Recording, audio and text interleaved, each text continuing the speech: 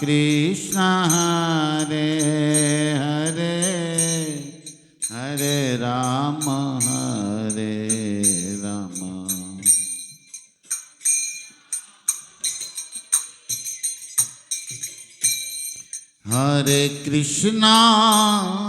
हरे कृष्णा कृष्ण कृष्ण हरे हरे हरे राम राम राम हरे हरे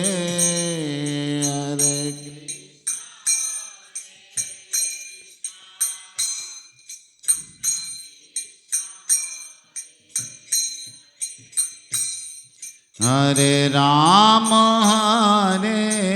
राम राम हरे हरे कृष्ण कृष्ण कृष्ण हरे हरे हरे राम राम राम हरे हरे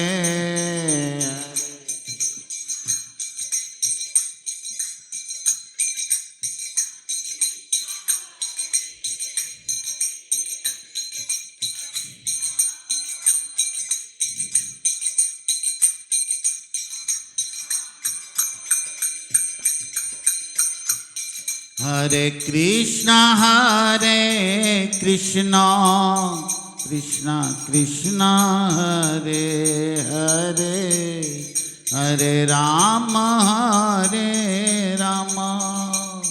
राम राम हरे हरे हरे कृष्ण कृष्ण हरे हरे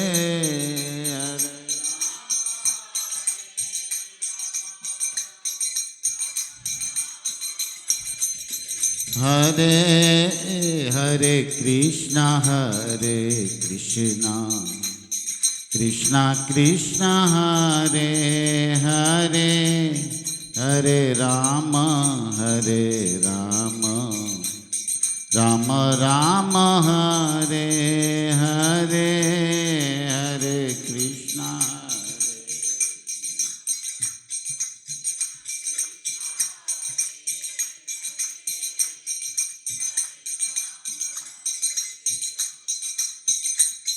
राम राम हरे हरे। ओम नमो भगवते वासुदेवाय।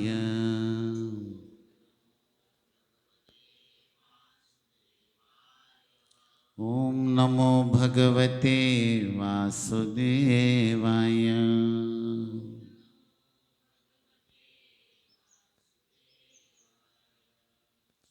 ओम नमो भगवते वासुदेवाय।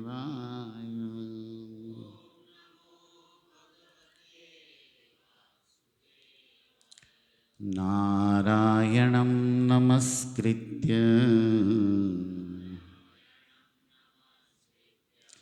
नरं चैव नरोत्तमं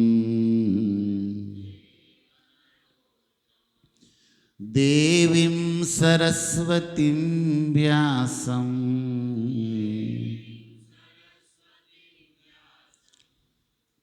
ततो जयेमुदीरये।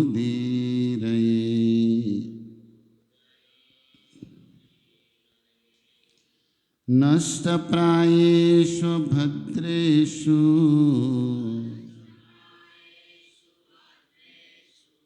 नित्यं भागवत सेवया।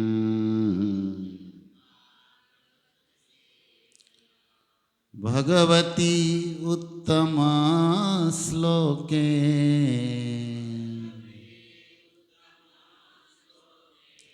भक्तिर्भवति नैष्ठिकीम्। ओम अज्ञानतिमिरन्धस्य ज्ञानाञ्जनशलाकया चक्षुरुन्मिलितं येन तस्मै श्रीगुरुवे नमः। श्रीचैतन्यमनोभीष्टं स्थापितं येन भूतले स्वयं रूपकदा मह्यं ददाति स्वपदान्तिकम्। वन्देऽहं श्रीगुरो श्रीयुतपदकमलं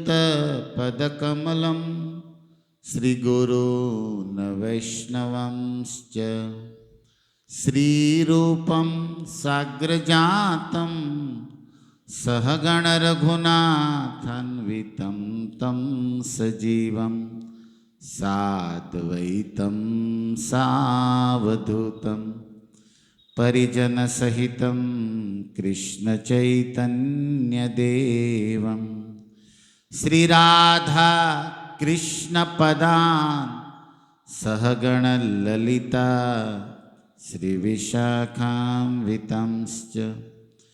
हे कृष्ण करुणा सिंधो दीनबंधो जगत्पते गोपेश गोपिका कांत राधा कांत नमोस्तुते।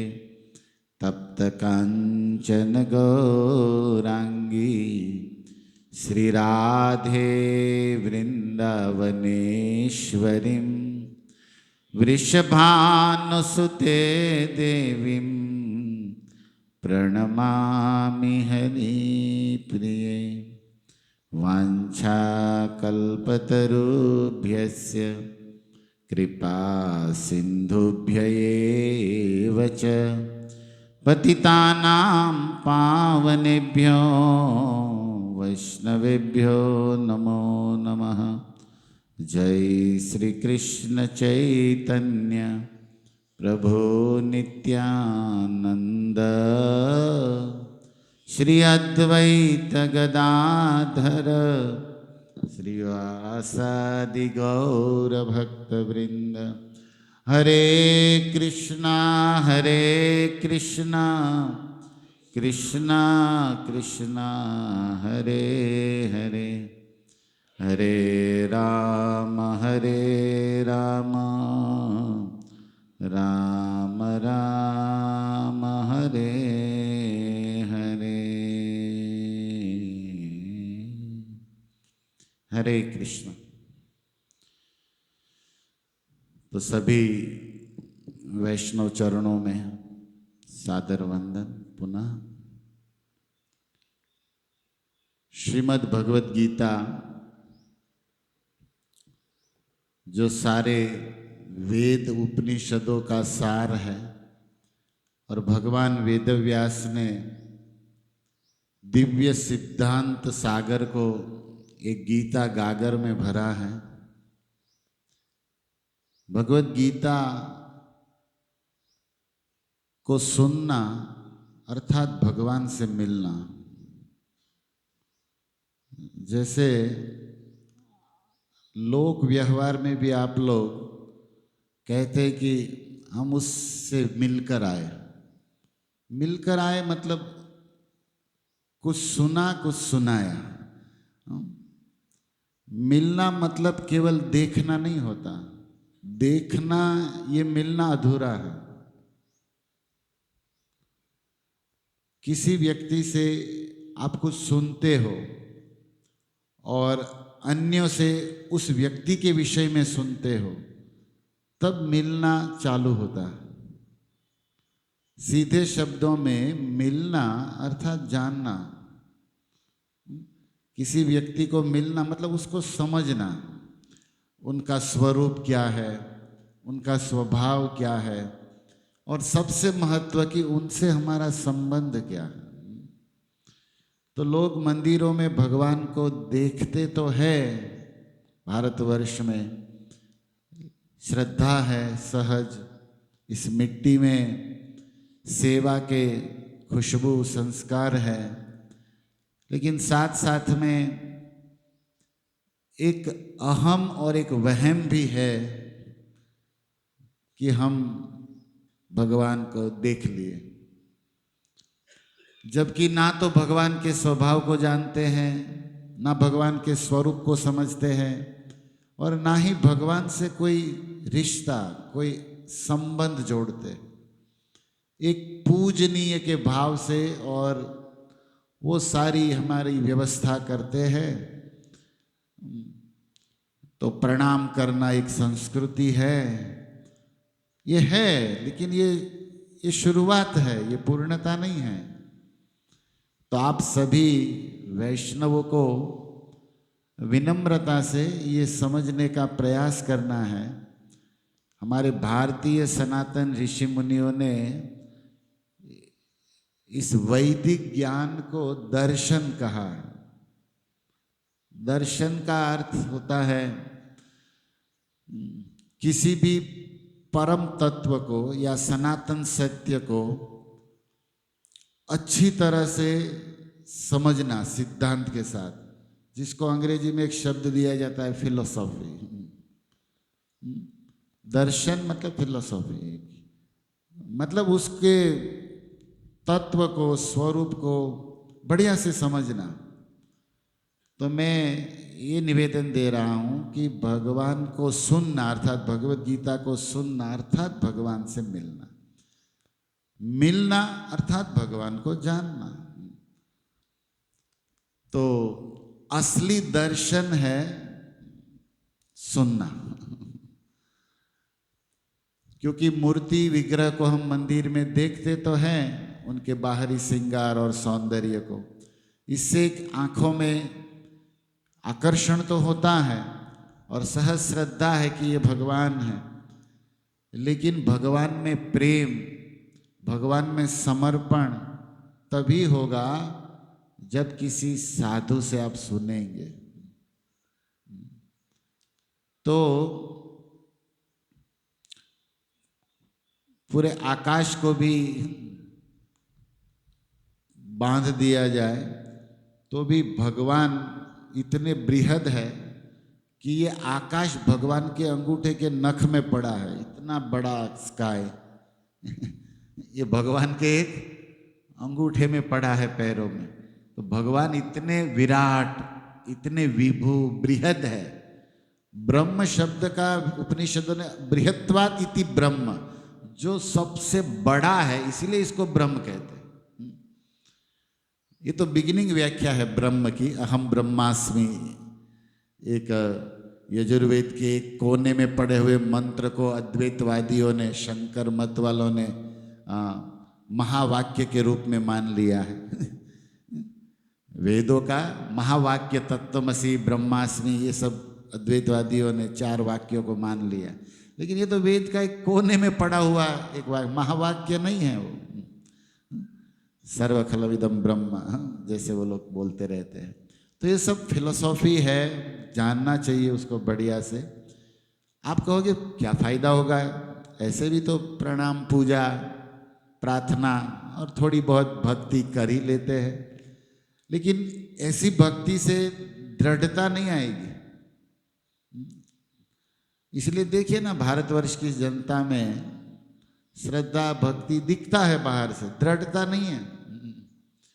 वो इधर उधर सब घूम रहे हैं, निष्ठा नहीं है। चैतन्य महाप्रभु ने कहा है, शास्त्र युक्ते सुनिपुण दृढ़ श्रद्धा जार, उत्तम अधिकारी तेई तारये संसार। 3 तरह के भक्त होते हैं, कनिष्ठ, मध्यम और उत्तम। जो शास्त्र नहीं जानता, सुनता, पढ़ता, वो कभी उत्तम भक्त बन ही नहीं सकता, क्योंकि उसकी दृढ़ श्रद्धा ही नहीं होगी किसी भी विषय में। वो तो बाहरी देखा देखी आकर्षण में आता है, जाता है, छोड़ता है, पकड़ता है।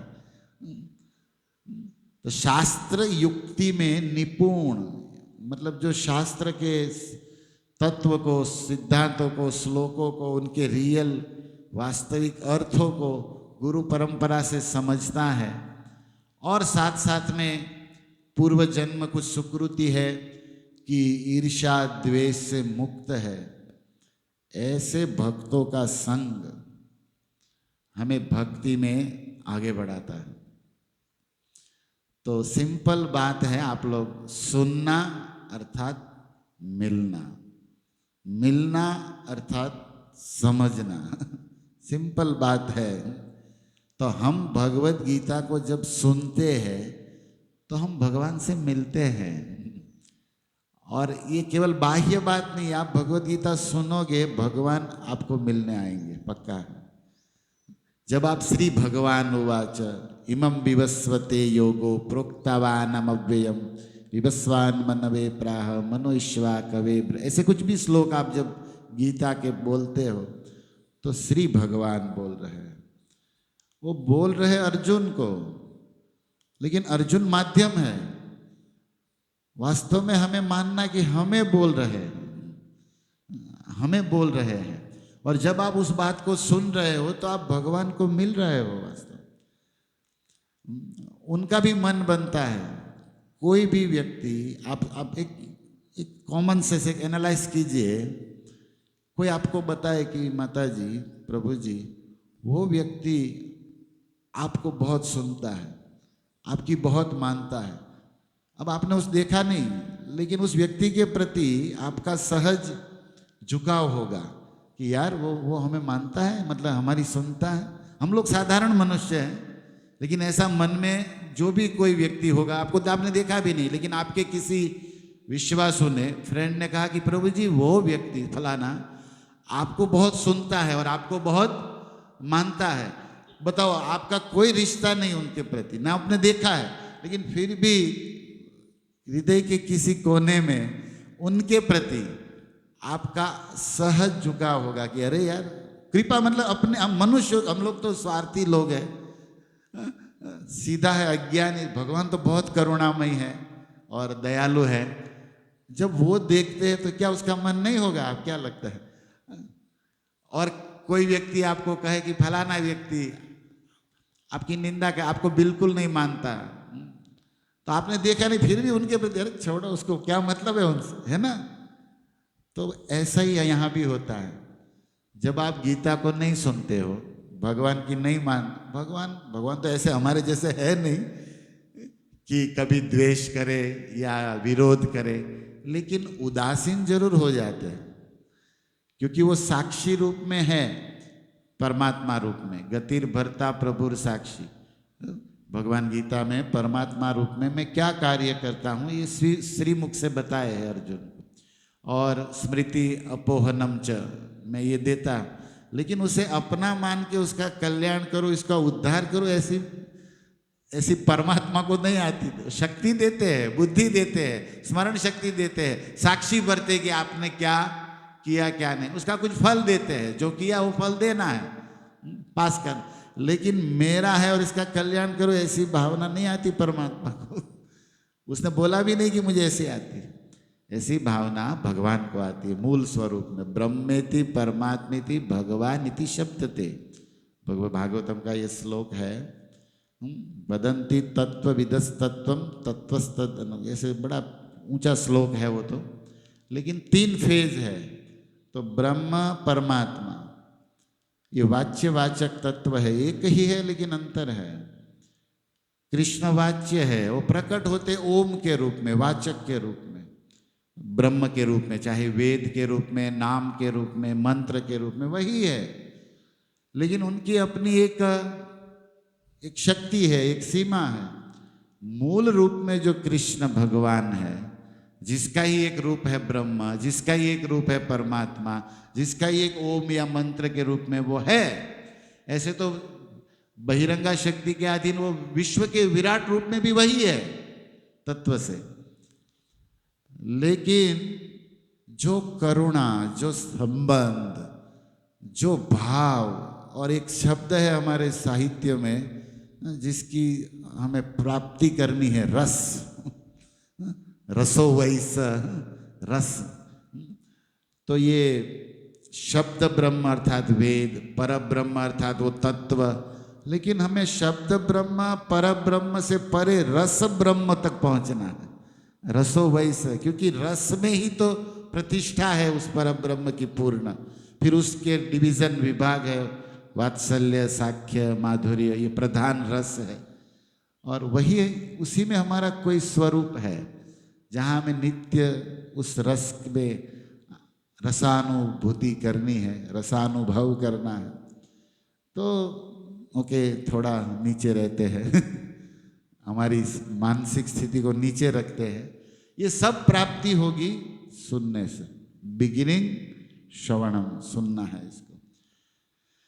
और किसी प्रेमी से, श्रद्धा से सुनते सुनते हृदय निर्मल होगा, तब अपने आप ये अनुभव होगा कि भगवान की बातें समझ में आने लगेगी, वो हमसे मिल रहे हैं या हमें उसे मिलने का मन होगा, और एक दिन ये जीवन में सत्य हो जाएगा। और नहीं तो फिर बाहरी जो हम लोग धार्मिकता का आडंबर कहिए या दिखावा कहिए कर ही लेते हैं। तिलक कर लेना, प्रणाम कर लेना, सुबह जाकर शिव जी को लोटा चढ़ा देना, दंडवत मार देना, 2-5 विनती कर देना, ध्यान, ये तो धार्मिकता तो चल ही रही है भारतवर्ष में। नास्तिकता से तो बहुत ही अच्छा है, लेकिन ये तो फर्स्ट स्टेप है। इससे जन्म मृत्यु छूटने वाला है नहीं प्रभु। इससे यहाँ कुछ सुख दुख, चढ़ा उतार आत्मा का हो सकता है। आत्मा को कर्म बंधन से, जन्म मृत्यु से मुक्त करने के लिए लोटा पानी से काम नहीं बनेगा ना तो 1-2 दंडवत मारने से काम बनेगा। समझना चाहिए धीरे धीरे इस सत्य को। तो हम लोग भगवत गीता और श्रीमद् भागवतम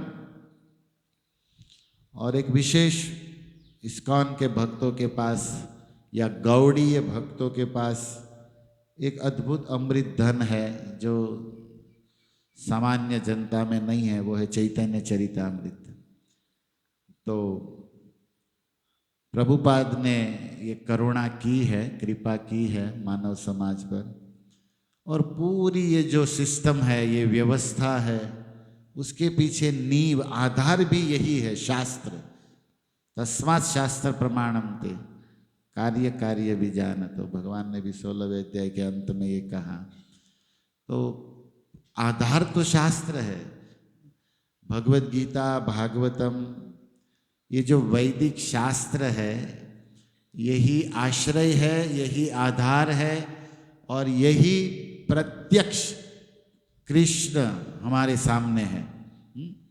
श्रीमद् भागवत आख्यो ये हम प्रत्यक्ष कृष्ण, ये वही व्यास ने लिखा है, ये प्रत्यक्ष ग्रंथ के रूप में हमारे सामने है। तो हमारा हृदय से एक चाह, इस्कॉन के भक्त चाय नहीं, चाह चाह, और मराठी में उधर लिखते चाह बम्बई में जहाज, तो चाय नहीं, चाह। चाह मतलब अंदर से इच्छा होनी चाहिए कि हमें रोज किसी साधु से शास्त्र और शास्त्रों का सार, कोई श्लोक, कोई लीला, कोई सनातन धर्म का आत्मकल्याण हो, ऐसा कोई संदेश सुनना है। ये भूख होनी चाहिए, भक्त को ये भूख होनी चाहिए। और इससे आत्मा अर्थात आप, या आत्मा से कारण शरीर जो कनेक्ट है, मन बुद्धि अहंकार, ये जो सूक्ष्म शरीर है, सेटल बॉडी प्रभुपाद का शब्द है, वो जो है, क्योंकि बाहर से तो सब बढ़िया है लेकिन अंदर गड़बड़ है। तो आत्मा प्रकृति के चंगुल में है, बंधन में है, जबकि स्वतंत्र ईश्वर का अविनाशी का अंश है। और प्रकृति के द्वारा आत्मा को ढकने के लिए, बांधने के लिए मन बुद्धि अहंकार 3 रस्सी है जिसमें आत्मा बंधा हुआ है। और वो आत्मा अपने आप को मन ही समझ रहा है, अपने आप को बुद्धि ही समझ रहा है। फिर धीरे धीरे और अज्ञान गाढ़ा होता है, प्रकृति और दबोचती है, तो फिर मैं ये हड्डी चमड़ा हूँ, ये शरीर हूँ, ये भी मानता है आत्मा कुछ है नहीं, ना मन है, ना बुद्धि है, ना शरीर है, लेकिन उसी में सारा खेल चल रहा है, कई जन्मों से चल रहा है हमारा। लेकिन ये भूख जब जगेगी और किसी साधु से सुनने में आने लगेगा ये अमृत, तो धीरे धीरे वो बंधन मुक्त होगा, शारीरिक, फिर कारण, फिर आपका मन भी प्रसन्न रहेगा, फिर आपकी बुद्धि भी फ्रेश। लैपटॉप में आप रिफ्रेश मारते हो ना, ऐसे कुछ वायरस आते रहते हैं, वो एंटी होता रहता है उसका भी। यही है कथा क्लास। तो और जितने जैसे जैसे स्वरूप प्राप्त होगा, शुद्धिकरण होगा, इसका प्रमाण भी यही है कि वो भक्त भगवत ध्यान चिंतन, भगवत स्मरण कीर्तन, भगवान के विषय में श्रवण, उसी में 100% समय लगाता रहता है। उसके अलावा उसे सब जहर। मीरा जी कहती है कि यहाँ तो वहाँ हमारो प्राण बसत है। मेवाड़ में रहती हुई राणा के महल में मीराबाई ने लिखा है, वहाँ हमारो प्राण बसत है, यहाँ तो खाली खोड़। खोड़ मतलब ये चमड़ा का ये चोला यहाँ पड़ा है, मेरा प्राण तो वहाँ। वहाँ मतलब कहाँ भाई बताओ? जहाँ मेरा गिरधर है वृंदावन, वहाँ मेरा प्राण बसत है, यहाँ तो खाली खोड़। मात पिता परिवार जैसे तन का कोढ़। कोढ़ निकलता है ना, बड़ा बुरा लगता है, मतलब सौंदर्य भी जाता है और दुख भी जलता भी, मतलब कोढ़ अच्छा नहीं, किसी किसी को होता है कर्मानुसार। भक्तों को ये सब नहीं देखना चाहिए, लेकिन जो बातें बताई गई हैं, बोले ये सब कोढ़ जैसे लगते हमको। ये सब, अब इतना बड़ा राजापति था, इतना बड़ा महल था, महारानी थी, कोई कमी नहीं नौकर चाकर धन दौलत की, लेकिन ये सब भगवत प्रेम के आगे क्या लग रहा है? ये कोढ़ जैसा लग रहा है हमको। वहाँ हमारा प्राण बसत है। तो ये कथा ये कमाल करती है कि आप रहते इधर के हो, बाहर से, अंदर से हो जाते उधर के हो। और ये नहीं सुनोगे तो मंदिर में माला करते हुए रहोगे इधर, लेकिन होगे उधर, परिवार घर धंधा संसार के ही रहोगे, अंदर की जो स्थिति है वास्तविक स्थिति। इसीलिए हम भक्तों को नित्यम भागवत सेवया रोज सुनना है। अभी तो रविवार को या हफ्ते में कुछ दिन ये अवसर होगा कि हम लोग गीता के अनुसार ब्रोधयंत परस्पर करेंगे, लेकिन प्रार्थना यही करनी है गुरु से, गौरांग गोविंद राधा गांधर्विका गिरधारी से। ये भी आपको समझ में होना चाहिए, इस्कॉन का मूल है गौड़ीय चैतन्य महाप्रभु, और 3 वस्तु को हम मानते हैं, गुरु को, गौरांग को और गांधर्विका गिरधारी को। गिरधारी मतलब कृष्ण, राधा रानी का एक नाम है गांधर्विका। तो मूल पहले ये जय जयकार होता था, गुरु गौरांग गांधर्विका गिरधारी की जय। अब ये तो आप लोग ने कम सुना होगा। तो हम लोग गुरु गौरांग गांधर सब गकार है, और 5वां गीता, फिर तो और गकार है, गायत्री है, गंगा है, गौ माता है। ऐसे तो ग की तो कोई कमी नहीं है, गकार से बहुत साधना हमें करनी है, लेकिन शुरुआत तो गुरु गौरांग राधा गिरिधारी मतलब गांधर्विका गिरिधारी है। और क्या कहा जाए, प्रार्थना यही उनसे चरणों में करने की, ये रोज हमें ये मौका, रोज आधा घंटा 1 घंटा किसी प्रेमी भक्त से सुनने मिले। और आप लोग मेरे लिए भी प्रार्थना करिएगा, मुझे भी सुनना है। जो सुनने में सोने में सुख है वो कहीं नहीं है। सुनने में जो सुख है संतों के चरणों, इस संसार में ब्रह्मांड में अमृत अप्सरा भी कोई सुख, वैकुंठ का सुख भी उनकी तुलना नहीं कर सकता। अभी हमें ये अनुभव नहीं हो रहा है, वो दरवाजा खुला छोड़ा है, तो जरा एक बात ध्यान दीजिएगा। तो ओके, हम प्रारंभ करते हैं। आप लोग ये बेसिक बातें याद रखिए, हमने तो बीच में बहुत कुछ बोल दिया। मिलना, सुनना मतलब मिलना, मिलना मतलब जानना। आप किसी व्यक्ति को मिलकर आए मतलब उसकी कुछ सुनी, उसको कुछ सुनाया, और वास्तव में उसको देख कर आए या मिलकर आए मतलब उसको जान कर आए कि वो कैसा है अंदर से बाहर से। तो ऐसे ही हम भगवान को मिलते हैं, भगवान को जानना चाहते हैं, मिलना चाहते हैं, तो बिगिनिंग क्या करना पड़ेगा? उनके विषय में सुनना पड़ेगा, उनके विषय में सुनना पड़ेगा और उनका सुनना पड़ेगा। तो भगवत गीता में भगवान को सुनना है और भागवत में भगवान के विषय में सुनना है। भगवान कैसे है, क्या करते हैं, वो सुखदेव जी बता रहे, व्यास जी, और भगवान क्या चाहते हैं वो गीता में स्वयं बता रहे।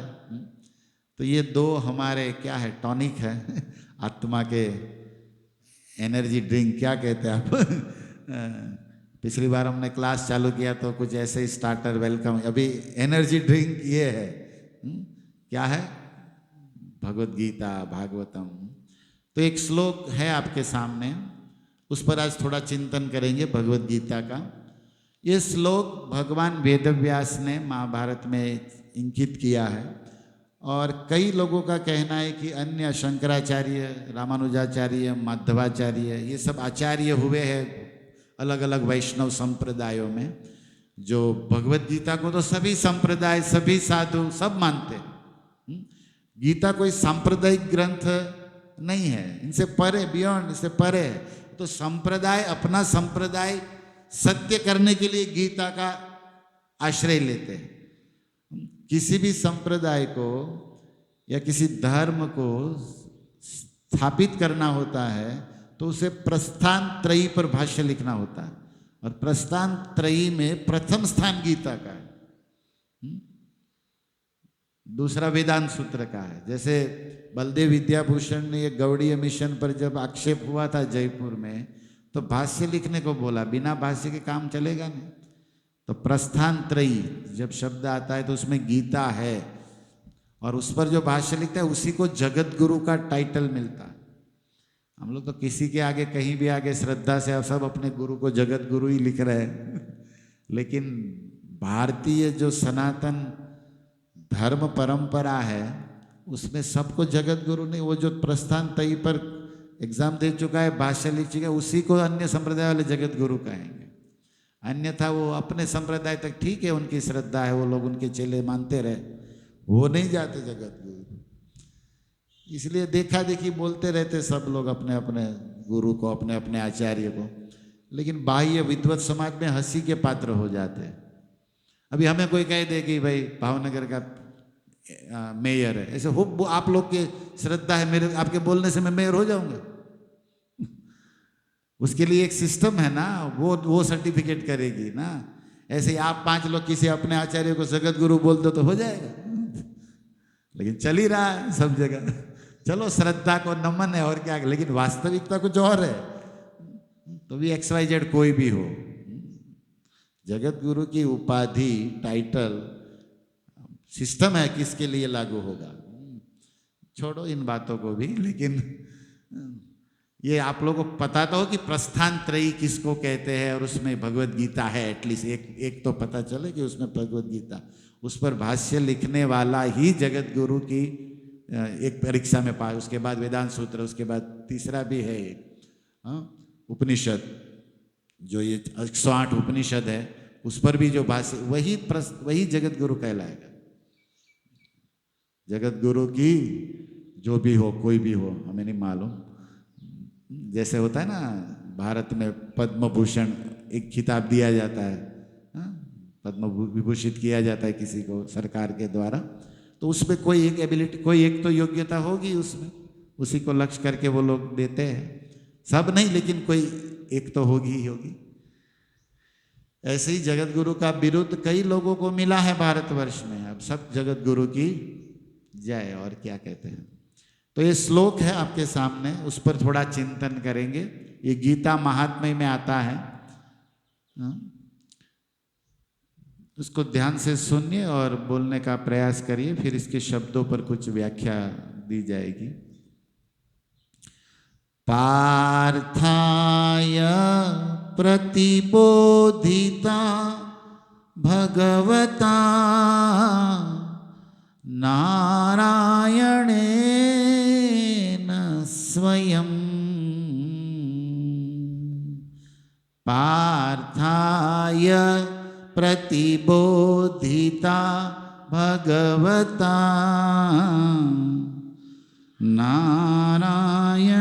नारायणेन स्वयं।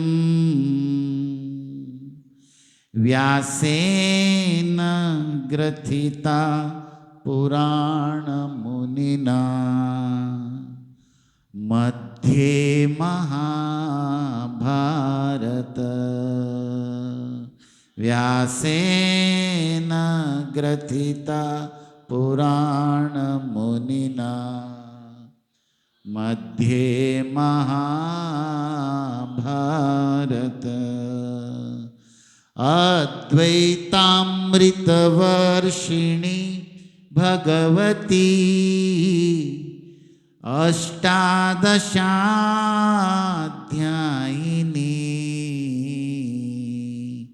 अद्वैतामृतवर्षिणीं भगवतीम् अष्टादशाध्यायिनीम्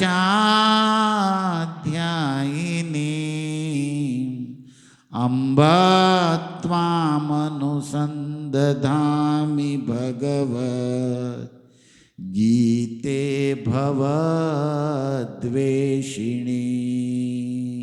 अम्ब त्वामनुसन्दधामि भगवत् गीते भवद्वेषिणी। शब्द पर ध्यान देंगे। इस श्लोक को थोड़ा खोलकर लिखा है, लेकिन लिखना होता है साथ में। जैसे भगवतीम, ती के ऊपर बिंदी है तो आधा म होगा और शब्द पीछे रहेगा अष्टा, लेकिन इसमें क्या होगा मष्टा। आपके पास जो लिखा है, इसलिए बोलने में, इसलिए पुस्तक होते हुए, श्लोक होते हुए भी किसी विद्वान वैष्णव से सुनने पर सत्य सामने आता है। जैसे ऐसे ही आप लोग ये श्लोक पढ़ेगा कोई तो क्या पढ़ेगा, भगवती मष्टादशाध्याय। अब पीछे वाला श्लोक है अम्ब, वो जो अध्यायी नीम, वो मकार उधर है नीम के ऊपर, और यहाँ अम्ब शब्द है, लेकिन कोई पढ़ेगा मम्ब, ऐसे तो ठीक नहीं होगा। ओके, भगवतीम शब्द, भगवत की अष्टादशाध्यायिनी, मैं उसका ध्यान करता हूँ, अष्टादशाध्यायिनी वाला का। और अम्ब, अम्ब मतलब माँ, संस्कृत में माँ को क्या कहते हैं, अम्ब, मतलब भगवत गीता को हे गीता माँ, ये लक्ष्य है, संबोधन है। अम्ब त्वाम, आपको, अनुसंधा, मैं आपका ध्यान करता हूँ बारंबार। किसका, भगवत गीता का, जो भवद्वेषिणी, जो भव बंधन को नष्ट कर सकती, कर्म बंधन को काट सकती। तो ऐसे थोड़ा ध्यान देंगे। इसीलिए जब श्लोक का उच्चारण किया जाता है तो पहले से ही ये प्रैक्टिस होनी चाहिए कि श्लोक को आंखों से देखे और कान से सुने, और देखने में सुनने में मन होना चाहिए, क्योंकि कान से सुनना है, कोई बोल रहा है, और दृष्टि कहाँ होनी चाहिए, शब्द पर, और मन हमारा बीच में है ना, आँख के कान के, मन को लगाना है। लेकिन इधर उधर देख रहे, इधर उधर गा रहे, ऐसे भक्त कुछ उच्चारण करते ना, हंसी के पात्र, जीरो होते, अपने आप को भले वो महान समझते हो, फिर वो बोलते भगवान तो भाव देखते, लेकिन कुछ भान भी तो होनी चाहिए। ये सब जगह भाव ही भाव करोगे, सीखना चाहिए ध्यान से, थोड़ा ईमानदारी से, है ना, इसलिए तो आए हैं। तो आप लोग से निवेदन है कि जब भी श्लोक बोला जाए उसको देखिए और उसको ध्यान से मन लगाकर सुनिए। ये कोई टाइम पास नहीं हो रहा, ओके, ये बहुत महत्वपूर्ण, ये भारतवर्ष के अत्रि, गौतम, व्यास, वशिष्ठ, वाल्मीकि की परंपरा है, ऋषि मुनियों की, और ये ऋषि मुनियों का धन है, ये वैदिक ज्ञान, दिव्य ज्ञान, और उसको हमें आत्मसात करना है। दो वस्तु होती है, जैसे पैसा, आप लोग को उदाहरण के लिए, एक होता है बोरो, उछीना लेवू, और एक होता है कमाऊ। फर्क છે, उछीना लेवा અને कमाऊ, એમાં ફરક છે ને। तो आपको नहीं लगता कि हम लोग भी ये वैदिक ज्ञान उछीनो लेता है ने एम ज लईश, कमाणी નથી કરી, आत्मसात नहीं किया। और उछीना लेना, इस्कॉन में भी ये होता है, इसका सुना इधर दे दिया है, कमाणी નથી, આનું સાંભળ્યું, લખ્યું, બીજાને ઝાપટી દીધું, પ્રચારક થઈ ગયા, ये एम ना मजे कोरा। आत्मसात करना है हमें, अपना अपना बना, जैसे धन अपना बना लेते ना कि मारा खाता मारा आवी गया है, जा भी वापरीस, ऐसे ज्ञान को भी थोड़ा अपना बनाना सीखिए भाई। ઉદાહરણ સમજમાં આવે છે ને મારું? આટલું સમજમાં ના આવે તો એ પ્રસાદ તો છે જ બધા માટે, કંઈ વાંધો નથી. પાર્થાય પ્રતિબોધિતા ભગવતા નારાયણેન સ્વયં. બોલીએ.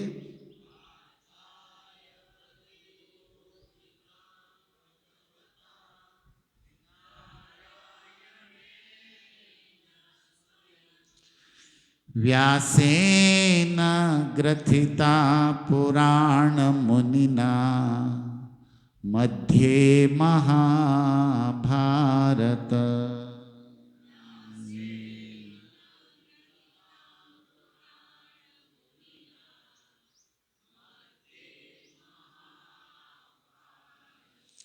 अद्वैतामृतवर्षिणीं भगवतीं अष्टादशाध्यायिनीम्.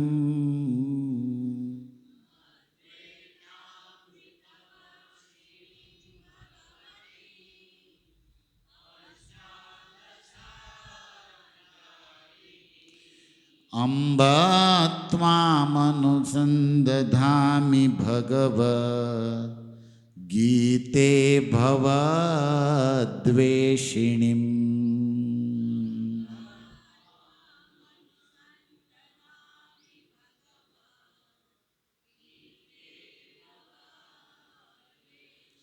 एक साथ में गाते तीसरी बार सभी भक्त. पार्थाय प्रतिबोधि.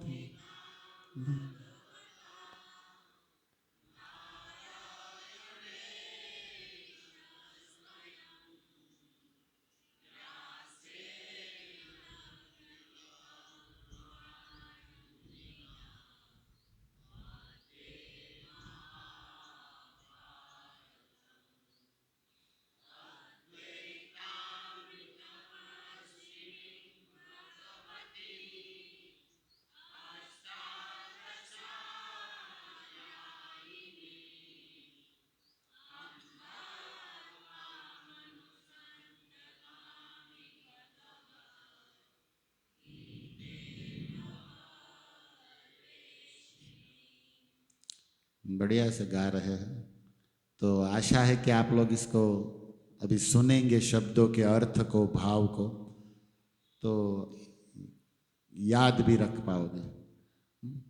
ऐसे प्रयास भी करना चाहिए आप सब भक्तों को ईमानदारी से कि कभी भी किसी भी भक्त से कोई भी क्लास सुने, भगवद गीता, भागवतम, मंदिर में, यहाँ कहीं भी, तो जो श्लोक है बोर्ड पर लिखा है या फोन के द्वारा हमारे सामने आ ही जाता है, उस श्लोक को सुना तो है ही क्लास में बैठे, जितना अंदर गया आधा पौना जो भी, लेकिन फिर भी उन श्लोक को उस दिन याद करना. भले बाद में तो भूल ही जाएंगे, 10 दिन 15 दिन बाद याद नहीं, लेकिन रोज ऐसे एक प्रैक्टिस ऐसी होनी चाहिए. जैसे अच्छा लगता है, गाने में भी सुख मिलता है. और ये शब्द गीता, व्यास, नारायण भगवान के विषय में, ये सब पवित्र शब्द है, शक्ति से, भक्ति से भरे हुए शब्द है. और भगवान की वाणी, गीता की महिमा के शब्द है. तो इसको बोलना, गाना, सुनना, याद करना, उससे हमारा आत्मा, मन, बुद्धि सब पवित्र होता है. तो प्रैक्टिस कोई बताया ही नहीं होगा शायद, इसलिए मैं बता रहा हूँ. बताया होता तो आपको कितने श्लोक याद हो गए होते. इतने श्लोक सुन लिए हम लोगों ने. और श्लोक जितने आएंगे शोक उतना ही भागेगा. नहीं तो श्लोक नहीं होगा तो शोक ही तो रहेगा ही रहेगा. ये नहीं हुआ, ये नहीं हुआ, ऐसा नहीं हुआ, वो नहीं हुआ. तो शोक से मुक्त करने के लिए श्लोक है. और जितना श्लोकों से रिश्ता बनेगा, नाता बनेगा, संबंध जुड़ेगा, उतना शोक दूर रहेगा हमसे, आप भक्तों से. तो प्रयास करना है, याद करना है. कहने का सीधा अर्थ मेरा यही कि आपको ये श्लोक याद करना है अगले संडे तक. लेकिन मुझे आशा है आप लोग आज ही कर लोगे. सब हंस रहे हैं, इतना विश्वास क्यों है, ऐसा लग रहा हो आपको. चलो एक लाइन याद आज कर लो, एक लाइन कर, एक तो कर ही सकते हो. पार्थाय प्रतिबोधिता भगवता नारायण स्वयं. तो ओके, हम प्रारंभ करते हैं इस श्लोक को समझने का, समझाने का। और ये गीता महात्म्य का श्लोक है। उसके पहले श्रील प्रभुपाद की एक स्टाइल, एक परंपरा, एक आदत जो भी कहिए आचार्य की, जो हम समझ रहे हैं, मतलब दिख रही है। जैसे श्रीमद् भागवत का शुरुआत करना था प्रभुपाद को, श्लोकों के अर्थ, टीका, तात्पर्य लिखना था। जैसे हमारे पास है भी इस्कॉन का भागवत, आपके पास होगा प्रथम कैंटो, जो भी आप खोलेंगे तो उसकी भूमिका आप अगर आप देखेंगे, ऐसे भूमिका लोग देखते नहीं हैं, भगत लोग सीधा ही कूदते हैं और कुछ भक्तों का आदत है बीच में ही खोलते, सीधा बीच में ही पढ़ना, उसको देखना ही नहीं है कौन क्या है, सीधा बच्चे थी फाड़ो। ऐसे खाने में भी कुछ भक्त ऐसे करते हैं, सीधू बच्चे जापटे। कोई भी वस्तु का एक सिस्टम होता है, ठीक से खा कोने थाળી જોઈએ આપણને એમ થાય કે પહેલા જન્મમાં માણા નહીં હોય। અમુક લોકો ખાય ને તમે ચાર પગ, એમ જ સીધો જ પ્રહાર, બસ પ્રસાદ ઉપર સીધો આક્રમણ, એમ મહાભારતમાં કેમ। तो समझ में आ जाता है कि सिस्टम जूनी हो ना ये हजी फॉलो थाय से, वो दिख जाता है। तो कहीं भी हो एक सिस्टम को समझना चाहिए हम भक्तों को।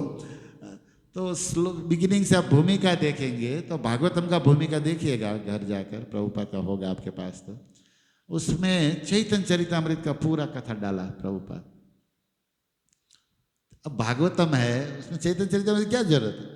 लेकिन चैतन्य महाप्रभु बंगाल में जन्म लिए, इसने हरिनाम संकीर्तन प्रचार किया, हम पुरी में गए, ये सब पूरा भागवत के बिगिनिंग में चैतन्य महाप्रभु का लीला, थोड़ी उसकी इच्छा, उनका आशीर्वाद सबको मिले, ऐसा प्रभुपाद चाहते थे। क्यों? क्योंकि वो जानते थे कि श्रीमद् भागवतम या भगवत गीता ये कृष्ण है, कृष्ण का दान। और वही कृष्ण राधा हृदय लेकर भक्त बन के भक्ति दिखाने सिखाने के लिए आए हैं चैतन्य के रूप में।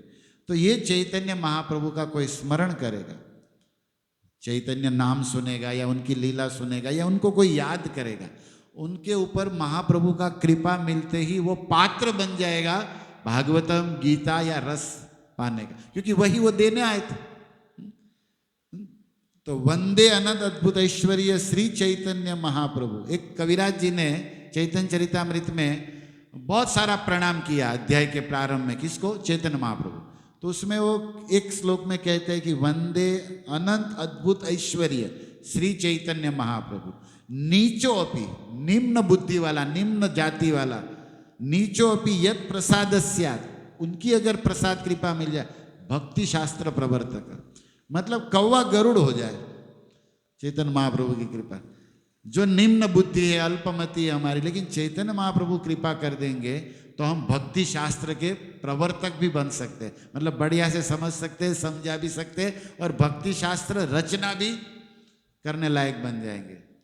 क्योंकि महाप्रभु दयालु है, उन्होंने शक्ति संचारित किया। जैसे एक प्रसंग स्मरण कराऊं तो रूप गोस्वामी का मिलन हुआ चैतन्य महाप्रभु के साथ प्रयाग में, दशाश्वमेध घाट बनारस में।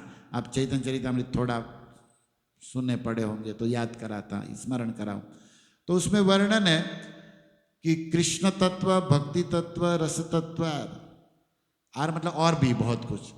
कृष्ण तत्व क्या है, भक्ति तत्व क्या है, रस तत्व क्या है, प्रभु शिखाइला सर्व सिद्धांत अपार। रूप गोस्वामी को महाप्रभु ने 10 दिन अलग अलग टॉपिक पर रोज गंगा जी के तट पर महाप्रभु घंटों भर सुना, कोई और श्रोता नहीं, केवल रूप गोस्वामी।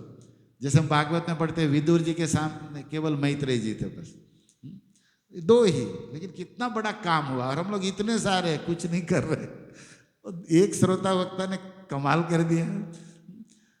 तो सिखाइला सिद्धा, भगवान से इतने सिखा रहे थे रूप गोस्वामी को। फिर कविराज लिखते हैं कि श्री रूप हृदय प्रभु शक्ति संचारिला, केवल सुना ही नहीं रहे थे, साथ साथ में अपनी कृपा, अपनी शक्ति भी दे रहे थे। श्री रूप हृदय प्रभु शक्ति संचारिला, सर्व सिद्धांत निरूपणे प्रवीण करीला। बंगला भाषा एकदम हिंदी गुजराती जैसा है कि सभी सिद्धांतों में रूप गोस्वामी को क्या बना दिया? वेरी एक्सपर्ट, एकदम पूर्ण कर दिया। किसने? चैतन्य महाप्रभु। हम उसी रूपानुग, प्रभुपादानुग होते हुए चैतन्य महाप्रभु को याद करते हैं और ये प्रार्थना करते कि आप ही शक्ति संचारित करिए। कृष्ण शक्ति विना नहीं तार प्रवर्तन, कलिकाले युग धर्म नाम संकीर्तन, कृष्ण शक्ति बिना नहीं तार। ये पूरा श्लोक है कि आप नाम संकीर्तन सार है, करना चाहते हो प्रचार, लेकिन जब तक भगवान शक्ति नहीं करेंगे, भरेंगे नहीं, तब तक काम तुम ही नहीं जब कर पाओगे, दूसरों को क्या कराओगे? माला जोड़ी टांगे घूमते रहोगे दिन भर, मंत्र बोल नहीं पाओगे। कलयुग इतना पावरफुल है, फोन देख पाओगे 50 बार दिन में, लेकिन मंत्र एक बार भी नहीं बोल पाओगे महाराज। कंठी वालों, हरे कृष्णा कृष्णा कृष्णा हरे हरे, हरे राम। इसलिए भक्ति विनोद ठाकुर कहते तुम्ही कृपा करी, श्रद्धा बिंदु दिया, देह कृष्ण नाम धने, एकाकी अमार नहीं पाए। एकदम पर हम लोग को तो फील होता, अनुभव होता है ना इन सब बातों का। इसलिए चैतन्य महाप्रभु का याद करना चाहिए, उनके पार्षद रूप सनातन षट गोस्वामी का। इसलिए एक सिस्टम, मतलब जो इन सिद्धांतों को जानते हैं उन भक्तों के संग में रहेंगे तो शुरुआत में कोई एक भजन गाएंगे जो महाप्रभु से रिलेटेड होगा, उनकी परंपरा, उनके सिद्धांत, उनके दिए हुए दर्शन, उसमें वो सब बातें होगी। जैसे आज हमने गाया गौरांग बोलीते हबे, तो उसमें नित्यानंद प्रभु रूप सनातन का स्मरण है, और वो क्या शक्ति कर सकते हैं, क्या हमारा उद्धार कर सकते हैं, ये उसमें आया है। वो तो भजन की व्याख्या करेंगे तो उसमें डिप जा सकते हैं, लेकिन आपको एटलीस्ट पता तो चले, फोकस तो हो कि हम क्या कर रहे हैं, सिस्टम क्या है, समझा भी रहे, करा भी रहे, आप लोगों को एटलीस्ट पता होना चाहिए। तो भगवत गीता के ये श्लोक में भी हम प्रवेश करें तो उसमें चैतन्य महाप्रभु की एक लीला आप सबने सुनी है, पढ़ी भी हो सकती है, लेकिन मुझे लगता है कि एज इट इज, जो चैतन्य चरितामृत में वो लीला है एज इट इज, उसी का स्मरण करके फिर इस श्लोक में हम प्रवेश करेंगे।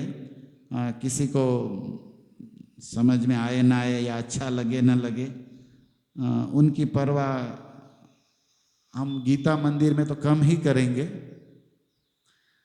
ये गीता मंदिर जो स्थान है, इसमें किसी को पसंद आए ना आए, समझ में आए ना आए, उनकी परवाह नहीं है। यहाँ हमें भजन करना है, जो परंपरा से भजन है भक्त आचार्यों ने, वो करना है। अब किसी को पसंद आए या ना आए, किसी को समझ में आए, वो उनकी, अभी वो स्वतंत्र है, कोई फोर्स तो है नहीं। लेकिन सत्य है, जो सच्चा होगा वो पसंद आएगा, आज नहीं तो कल, और झूठा होगा वो अभी पसंद आ भी रहा है लेकिन आगे पसंद रहने वाला है नहीं। सिद्धांत तो यही है ना, इसलिए चिंता भी हमें नहीं है इतनी। तो कविराज जी का चैतन्य चरितामृत आपको बोनस में दे रहा हूँ। मूल तो भगवत गीता का श्लोक है, पगार मा तो ही से बोनस एक्स्ट्रा है। शई क्षेत्रे रहे एक वैष्णव ब्राह्मण, देवालये बसी करे गीता आवर्तन। कविराज जी लिखते हैं कि चैतन्य महाप्रभु जब श्रीरंगम में गए, दक्षिण भारत में श्रीरंगम में, और वहाँ रंगनाथ मंदिर में प्रवेश कर रहे थे, तो सही क्षेत्र रहे एक वैष्णव ब्राह्मण, एक वैष्णव ब्राह्मण, बहुत सारे ब्राह्मण रहते, एक वैष्णव ब्राह्मण, नाम नहीं लिखा। उस प्रभु जी का नाम क्या था, कृष्णदास था कि रामदास था। तो हम लोग ऐसे थोड़े भगत लोग, कभी कभी प्रेमी लोग बैठते तो ये सब चिंतन करते हैं कि भाई नाम क्यों नहीं लिखा कविराज जी ने इसका, कोई दास तो होगा ना, ब्राह्मण के नाम तो होते ही। कभी कभी कविराज जी की स्टाइल है, कभी कभी वो ब्राह्मण, ये गुण है, ब्राह्मण एक टाइटल है, जातिवाचक है, और एक ब्रह्म जानाती थी ब्राह्मण, एक गुण क्वालिटी भी है, लेकिन उसका कोई आधार कार्ड, पासपोर्ट नाम तो होगा ही होगा, कुछ तो होगा ना उसका नाम, लेकिन नाम नहीं रखा, जानते नहीं थे या जरूरी नहीं समझा, कारण नहीं मालूम। तो भक्तों को एक ऑप्शन मिलता है ना सोचने का कि क्या नाम होगा। तो ऐसे ये है नहीं शास्त्रों में, नहीं, ये हमारे भक्तों की मनोभाव है, अपने अपने। हम उसका नाम रखते गीता दास, एक गोविंद दास होता है, जो जिसका शरण में है और उनके अलावा और कुछ उसे सूझता नहीं है। जैसे हनुमान जी राम की सेवा के अलावा, राम के काम नाम के अलावा हनुमान जी को किसी से कुछ लेना देना, ऐसा दिखता है हनुमान जी के जीवन में, ऐसा दिखता है कि उनका सब कुछ राम ही है। इवन राम के ही स्वरूप विष्णु या कृष्ण या अन्य रूप जो भी है, हनुमान जी को क्या चाहिए? जब धनुष मस्तक तब झुके जब धनुष लो, उनको राम रूप ही चाहिए। हमारे सनातन गोस्वामी ने कथा भी लिखी हनुमान जी के विषय में कि द्वारिका में हनुमान जी एंटर हुए तो द्वारिकाधीश कृष्ण ने कहा, सत्यभामा के साथ बैठे थे महल में, कि हनुमान आ रहा है, सीता बनो, सीता बनो और मैं राम बन जाता, क्योंकि वो सीताराम देखने का शौकीन है, उनको वही पसंद है, छाती फाड़ के भी वही दिखा देता है, और उसको कुछ न दिखे तो गदा घुमा भी लेता है, हनुमान है इसलिए तुम सीता बनो। तो सत्यभामा के मेरे को नहीं आता सीता बन, मैं नहीं बन, सॉरी। तो द्वारकाधीश खड़े हो गए, रुक्मणी के पास गए, बड़ी रानी, मेन रानी के पास, रुक्मणी को बोला सीता बनो, रुक्मणी तुरंत सीता रूप ले लिया, वो लक्ष्मी है, वही है वो तो, और भगवान राम बन गए। हनुमान जी आए तो बड़े खुश हुए, दंडवत मारे।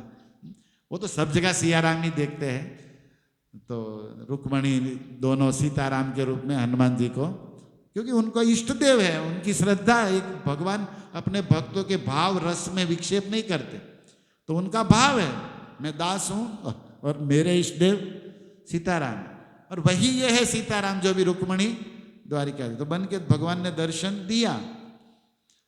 सत्यभामा क्यों नहीं बनी, ये प्रश्न आपको हो सकता है, खुलबली भक्तों को तो रहती है वो भी शक्ति है। सत्यभामा नहीं बनेगी, क्योंकि वो सीता आकृति तो बना सकती थी, वो भी देवी है, वो भी सीता रूप, लेकिन सीता बन नहीं पाएगी क्योंकि भाव नहीं आएगा, क्योंकि ये वाम नायिका है, सीता अनुकूल दक्षिण नायिका थी, तो वो रुक्मणी है, पति से कभी जिद नहीं, पति से झगड़ा नहीं, पति को मारती नहीं,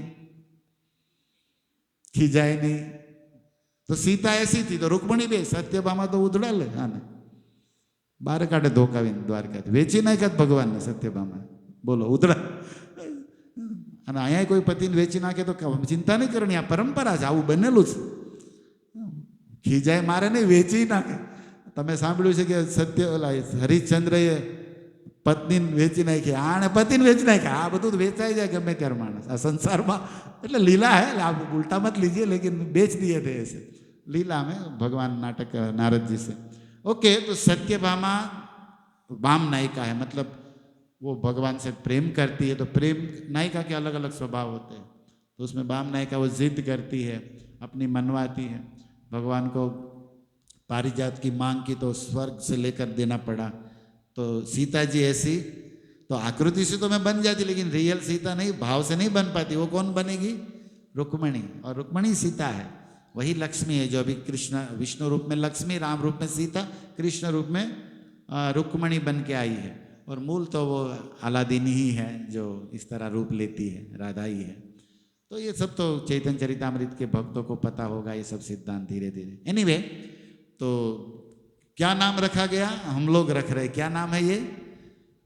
हमें भी तो बनना पड़ेगा ना, गीता का शरण लेंगे, उनका दास बनेंगे, तभी तो वो इष्ट देव जो है गीता हम पर कृपा कर सकती है।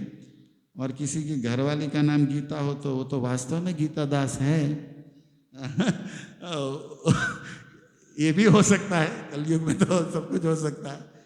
तो ये पंडा जो है श्रीरंगम के, से ही क्षेत्रे रहे एक वैष्णव ब्राह्मण, क्या करते थे?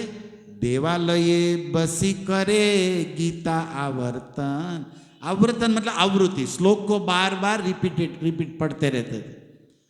आपको नहीं लगता कि ये बड़ा मैसेज है हम लोगों के लिए? आप लोगों में कोई भक्त कभी ये किया या ये सोचा कि मैं मंदिर जाऊंगा, जैसे आप यहाँ आते हो, मंदिर जाते हो, वहाँ बैठ के गीता या भागवत ग्रंथ को 10 मिनट आधा घंटा पढ़ूंगा, सब कुछ छोड़ के फोन। कुछ लोग किए तो नहीं, सोच भी नहीं सकते कि आવું કરવાનું હોય। ये मैसेज पहला ही है इसमें कि मंदिर में जाकर भगवान तो विग्रह जिसको आप देखे हो ना, वो गीता में बोले हैं। मैंने कहा ना अभी कि देखना मतलब मिलना मतलब सुनना, तो वो गीता में बोले हैं। आपको नहीं लगता कि मंदिर में जाकर उस मालिक की हमें सुननी, और आप डायरेक्ट तो आपसे बात करेंगे नहीं, कारण के पाड़ोशी तो मेरे नो बातों करता हो, तो प्रभु क्या थी करे, लेकिन वो गीता में तो बोले हैं ना, तो आपको मन होना चाहिए कि नहीं कि मैं जाके पार की पंचायत न करूं અને જઈને અડધો કલાક એક શ્લોક બે શ્લોક ગીતા વાંચું, એટલીસ્ટ ત્યાં પડી હોય તો કોઈ બોલતા હોય તો સાંભળો, ऐसा होना चाहिए। नहीं हो रहा है तो नोट करो, ओके, 2 माला करो, ऐसा भी तो होना चाहिए। क्या करे, अष्टादशाध्यायी पढ़े।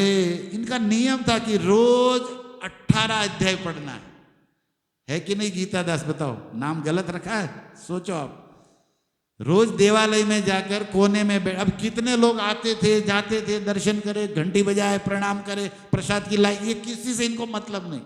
ये क्या करता था, गीता खोल के बैठ जाता था और उसी में नजरें जमाए पढ़, और 18 अध्याय पढ़े। कविराज जी लिखते हैं कि 18 अध्याय पढ़े, आनंद आवे छे।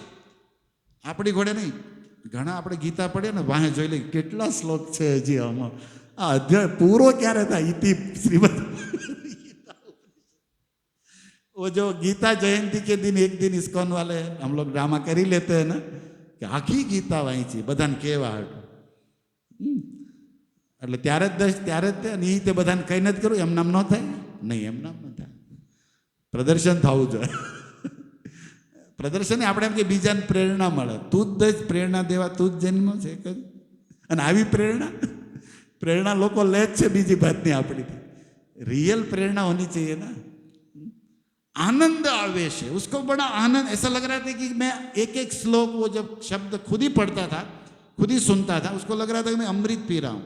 आनंद आवेश है, रोमांच कंपा होता था। आगे आगे आएगा, महाप्रभु ने ये देखा, महाप्रभु गए थे भगवान को देखने, भगवान को ने देखकर गीता पढ़ रहे, उसको देखते रह गए घंटों पर। चैतन्य महाप्रभु के क्या कहते, स्टॉप, स्टेचू बना दिया इस ब्राह्मण ने, चक्का जाम कर दिया, हिल नहीं सकते वहां से, उन्हीं को देखे जा रहे। भगवान जिसको देखने दुनिया आई है, वो किसको देख रहा है, जो गीता पढ़ रहा है उसको देख रहा है, चैतन्य महाप्रभु। ये आगे आएगा इसी में। तो 18 अध्याय पढ़े। देखो ये कथा बाहरी बार आप सब जानते हो कि एक ब्राह्मण तो गीता, थोड़ा डिटेल में एक एक शब्द क्या लिखा है उस पर चिंतन करो ना, कविराज जी ने जो लिखा है उस पर। अशुद्ध पढ़े न गीता, लोक करे उपहास। वो रोज पढ़ता था, लेकिन संस्कृत का व्याकरण का ज्ञान ही नहीं था उतना, कहीं पढ़ाई नहीं किया था इतना खास, तो कई श्लोकों में गड़बड़ी हो जाता था बोलने में, उच्चारण में, प्रोनाउंसिएशन। इसलिए जो वहां के विद्वान ब्राह्मण थे, व्याकरण को जानने वाले, वो हंसते थे इनका पाठ, क्योंकि वहां से निकल रहे थे, श्लोक बोलेगा तो सहज है, हंसी तो विद्वान होगा उसको आ ही जाएगी, तो उसको रोकते टोकते नहीं थे, लेकिन ऐसे हंस लेते थे, बातें भी करते, देखो ये प्रभु क्या उच्चारण करे, सब ये सुनता लेकिन ये ध्यान ही नहीं देता, ये बस पढ़े जा रहा था, पढ़े जा रहा। आप लोगों से भी निवेदन है कि अपनी अपनी क्षमता में आप कुछ साधना करोगे, जप करोगे, माला करोगे, पढ़ोगे, सेवा करोगे।